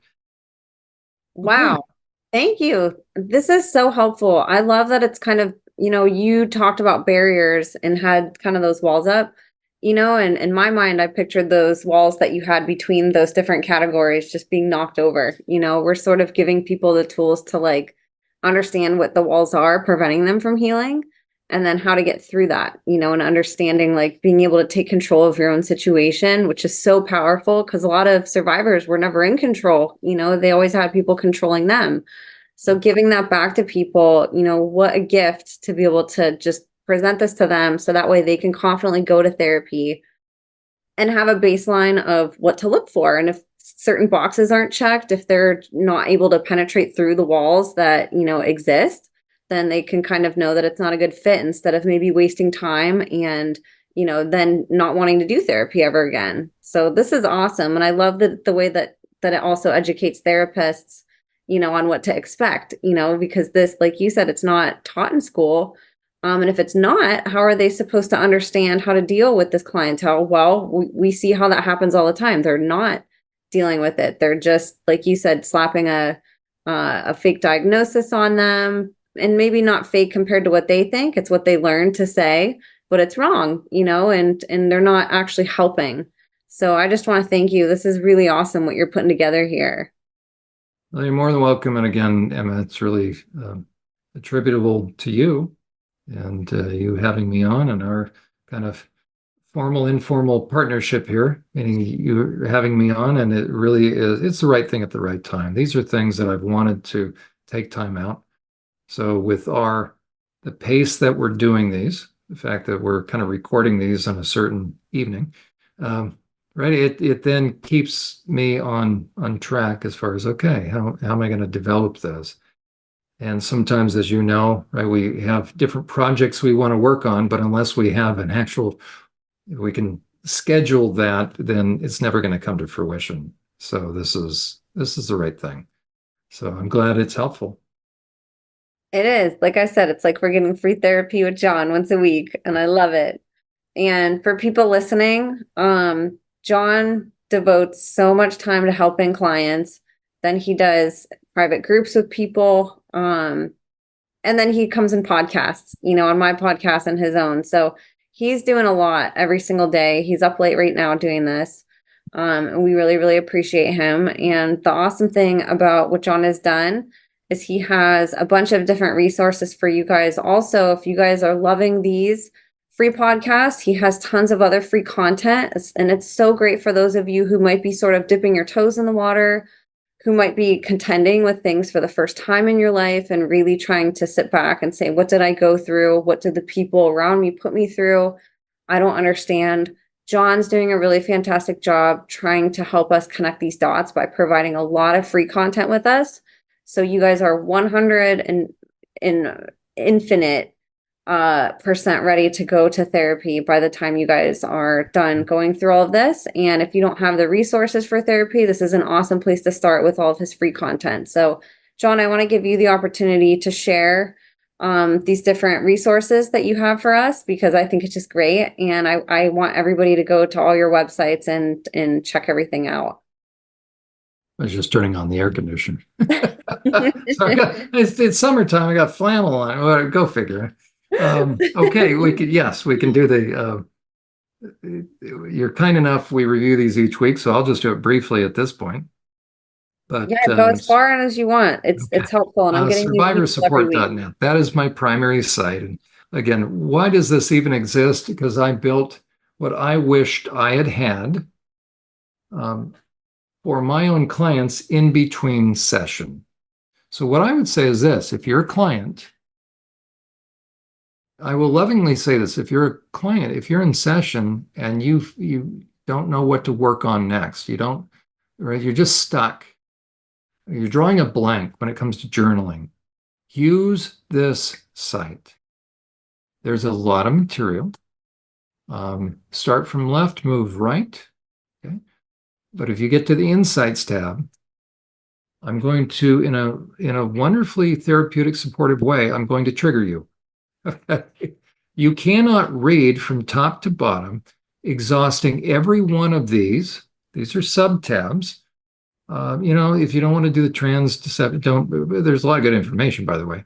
Okay, but start with emotional pain. As a matter of fact, Emma, why don't we give them an example of this? Let's click on emotional pain. If it comes up, okay. Now, what can you expect? There's a little intro. Now just start scrolling. Okay, so I give an intro to each one. Okay, so here we go. Well, actually, let's go back to okay. Now, if you're a client, don't tell me this isn't going to help you. You never should come to your session, and this is not a bad statement. This is not a use, okay? But I really want to challenge each client. You're wasting time, you're wasting your money, you're wasting the therapist's time. And, that's a therapist issue, but all things being equal, hear this like a coach. I come around, you're the quarterback, I'm a coach. Let's say I'm an assistant coach, or I'm a temporary coach, I'm a substitute. I will come up to you as the coach and say, listen, let's get your head in the game. You're worth more than this. You can do this. Okay. If you come to session without stuff on the front burner saying, this is what I want to talk about. Here's the insight. Use your journal. Okay. I'll tell you, you'll be a therapist wonder client. Okay. Now I need to retract that because I know what happens when I say it, but here's the kind of client. I don't want you to be performance-based. Now I'm laughing at myself. Okay. I'll tell you what really energizes a client. When you come in and say, you have your journal in hand and you sit down and say, I'm ready. And the therapist will say, okay, I want to read. And so now you start to read your journal entries. You want to have productive sessions, you come ready. Ready with what? Give the therapist something to work with. Now, they're trained professionals, hopefully, and we hopefully can work with anything. And it's not uncommon. I don't fault my clients because think about what they're working through. So it's not uncommon for a client to sit down and they're just, they're depressed. And I'll say, well, talk to me. Well, I don't know. I'm not making fun of any of this. This is very common. Well, what's going on? I don't know. I don't know if I can keep doing that. I don't know. Okay. Well, what's going on? I don't know. I just don't even know if this is worth it. I used to be functional. I used to be, okay, I'm not making light of any. This is very, very common. But first of all, how long do you think that can take place? Our sessions, a therapeutic hour, everybody needs to know this, right? We see people per hour, generally. I oftentimes will see people for 2 hours, okay? But think about how a session works. There'll be back-to-back clients. So it's 50 minutes. I want people to understand a therapeutic hour is 50 minutes. You'll either stop 10 minutes before the hour, or I actually do it the other way. I go to the top of the hour because it's easier to think in those terms, which means I start my sessions when? About 10 minutes after the hour, and I go to the top of the hour. You're a wonderful client if you will help. I know I mentioned this before, and I don't want to say wonderful, but it eases the therapist's job if you will help bring things into a landing at the same time. Because if your therapist cares and you are in the midst of emotions, let's say I end at 10 a.m. Let's say we've met from 9 to 10. Let's say it's 9:58. Do you think I'm aware that it's coming up to 10 o'clock? Right? Let's say I have a client at 10 or 10:10.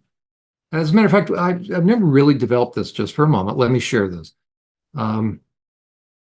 So in my mind, I want to carefully bring things to a close, but I also know I've got somebody in the waiting room, so to speak, probably already there because now it's almost 10 o'clock. And if you as a client don't help me bring things to a close, guess what's going to happen? I actually feel like I have to shut you down and interrupt you. And so I feel badly for that. Some therapists don't. I've seen some therapists up 10 o'clock.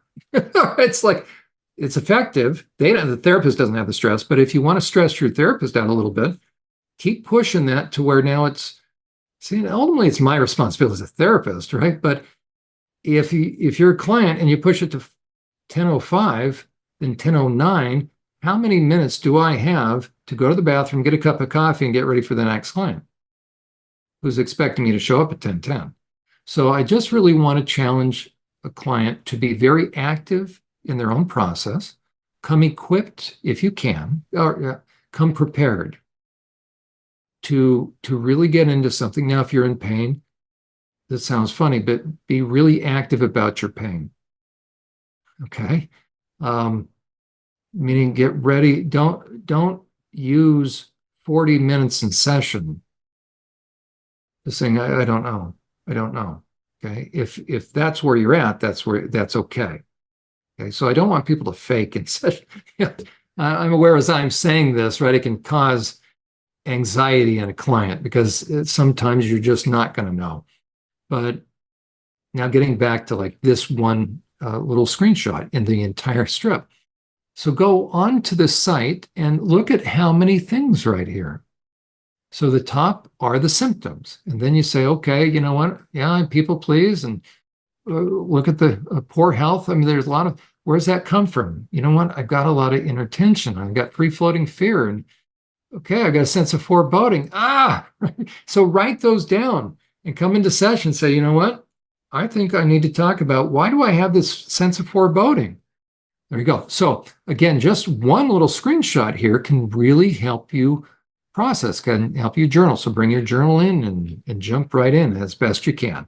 Okay, we'll just scroll down a few more of these, Emma, to help someone see that there's no excuse not to come to session prepared. With this, I begin a little thematic story. So how'd Mother's Day go?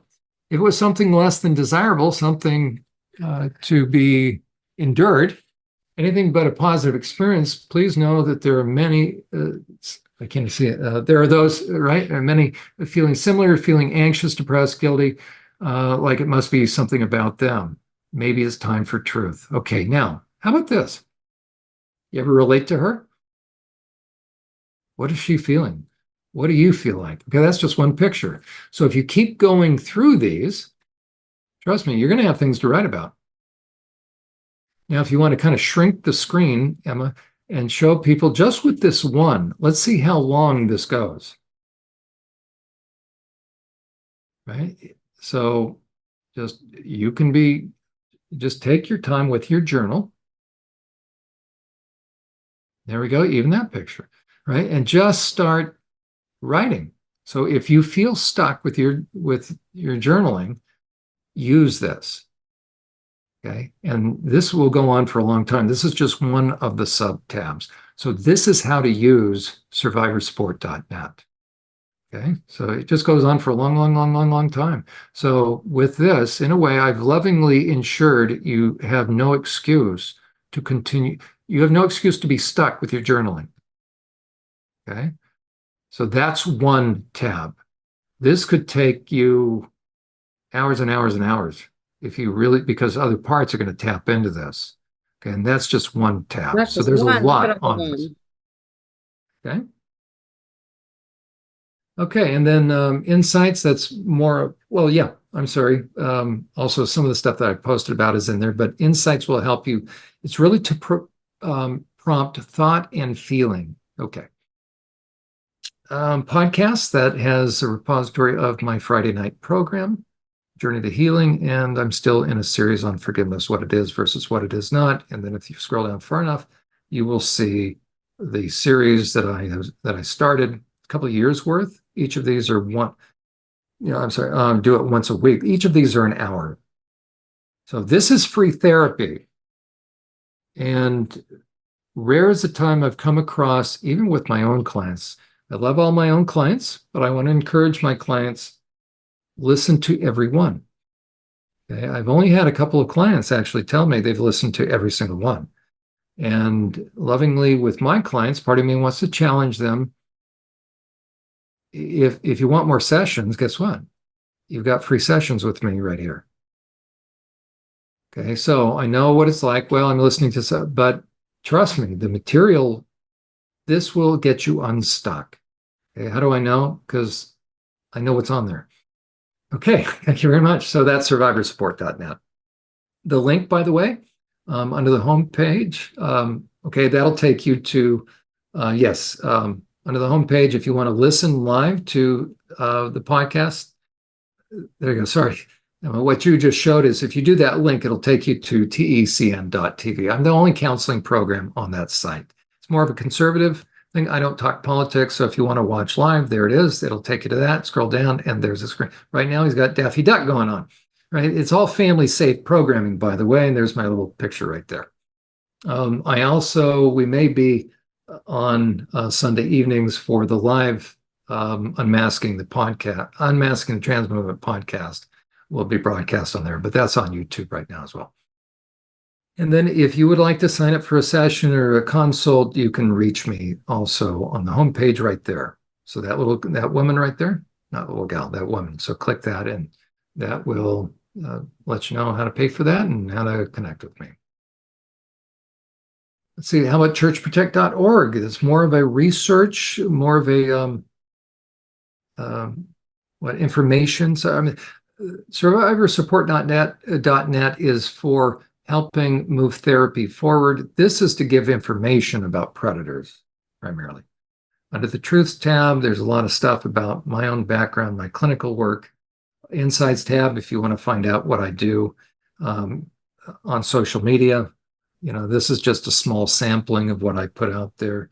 It's all prompt thought, and that's kind of one way to use this. You can just kind of peruse that, but that's churchprotect.org. So there's a lot of them, right? There's a lot of repository of past things that I've done online. Then what do we do? Unmasking the Trans Movement. And that's, so we have SurvivorSupport.net, churchprotect.org, and unmaskingthetransmovement.com. So they're all different. Okay. So a lot of information on there to help people be able to respond to anything from school boards to people that would question whether or not you are phobic, whether or not you hate trans people, and by the way, there are no trans people. Share that with you. There are people that are confused or people that are trying to manipulate. It's really what it comes down to. It's male, female, boys and girls. And if you don't confuse boys and girls, they will be just fine eventually. Okay? Now, there's a duplicate on YouTube of the episodes, and actually there may be more episodes than that because we started a live podcast there. By the way, it's the most recent. And I'll give a little, if anybody wants to see, can Uhler ever get exercised? Well, if you go to the most recent live one, I became very energized. There was what I call a perpapologist, a little antagonistic individual that showed up near the end of it. If you want to see me really go for it, shall I say, to put someone in their place, I did it.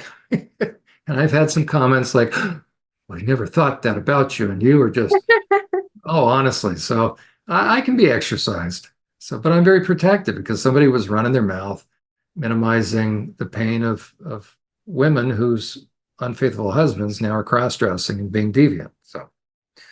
So we're doing our live. That's Sunday evenings, Eastern Standard Time, 9 to 10 p.m. So 9 to 10 p.m. Eastern Standard Time, Sundays on this channel right here. Coming up Sunday is Alvin Louie of Courage is a Habit.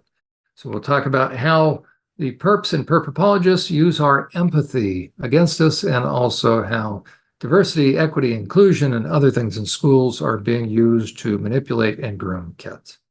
But there's a lot of information, a lot of clinical information on here, and I forget how many, 133 videos. So each are about a half hour long. So there's a lot of information on that. And then what else do we have? We have my page then, which is, I don't even know how do you get to my page, Jon K. Uhler, LPC. And I am starting to do a different thumbnail of our programs, Emma, just so people aren't confused that they're coming to your channel. But whatever I post in successive order comes up here, but I do have playlists. But for instance, there is our most recent one. The gal, it looks like that watercolor is, there we go. That's last week's. And what else do we have? I guess that's right, Twitter. And that's people can kind of read some of the thought-provoking things that I do each week on Twitter. And I guess I have that blog, SurvivorSupport.us. So that would be something to check out as well.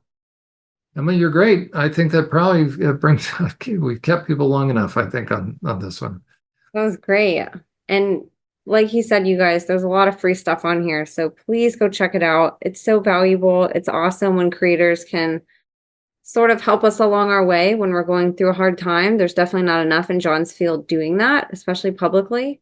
So we're really, really blessed that we have these resources because there really isn't many people doing this, and especially documenting it, in these ways that we can learn alongside them. So Jon has put a lot of effort into this, a lot of time. He's constantly updating it. I really encourage you guys to go down those insights tabs, to go check out the videos on his YouTube channels, and to just sort of get in touch with it. I think regardless of where we are in life, and even if you're an advocate, especially if you're a therapist, please just, we have a lot to learn about our bodies and how trauma affects us and how to heal from it. And there's a lot of great resources that Jon's putting together on that and getting through all the nooks and crannies of that trauma, if it's boundaries, if it's betrayal, if it's connecting with God. Jon has such great resources on how to get in touch with all of that. So Jon, I can't thank you enough for all the free content that you put together, for all the work that you do for survivors, and just for always having an open mind to learn, and to look into things that are difficult to accept when a lot of your peers, look the other way. It's really inspiring to see that you look at it, you research it, you dig into it before you write it off. And I think when we do that, more often than not, we find that our belief systems can not only be challenged, but altered in a really good way, to accept new things.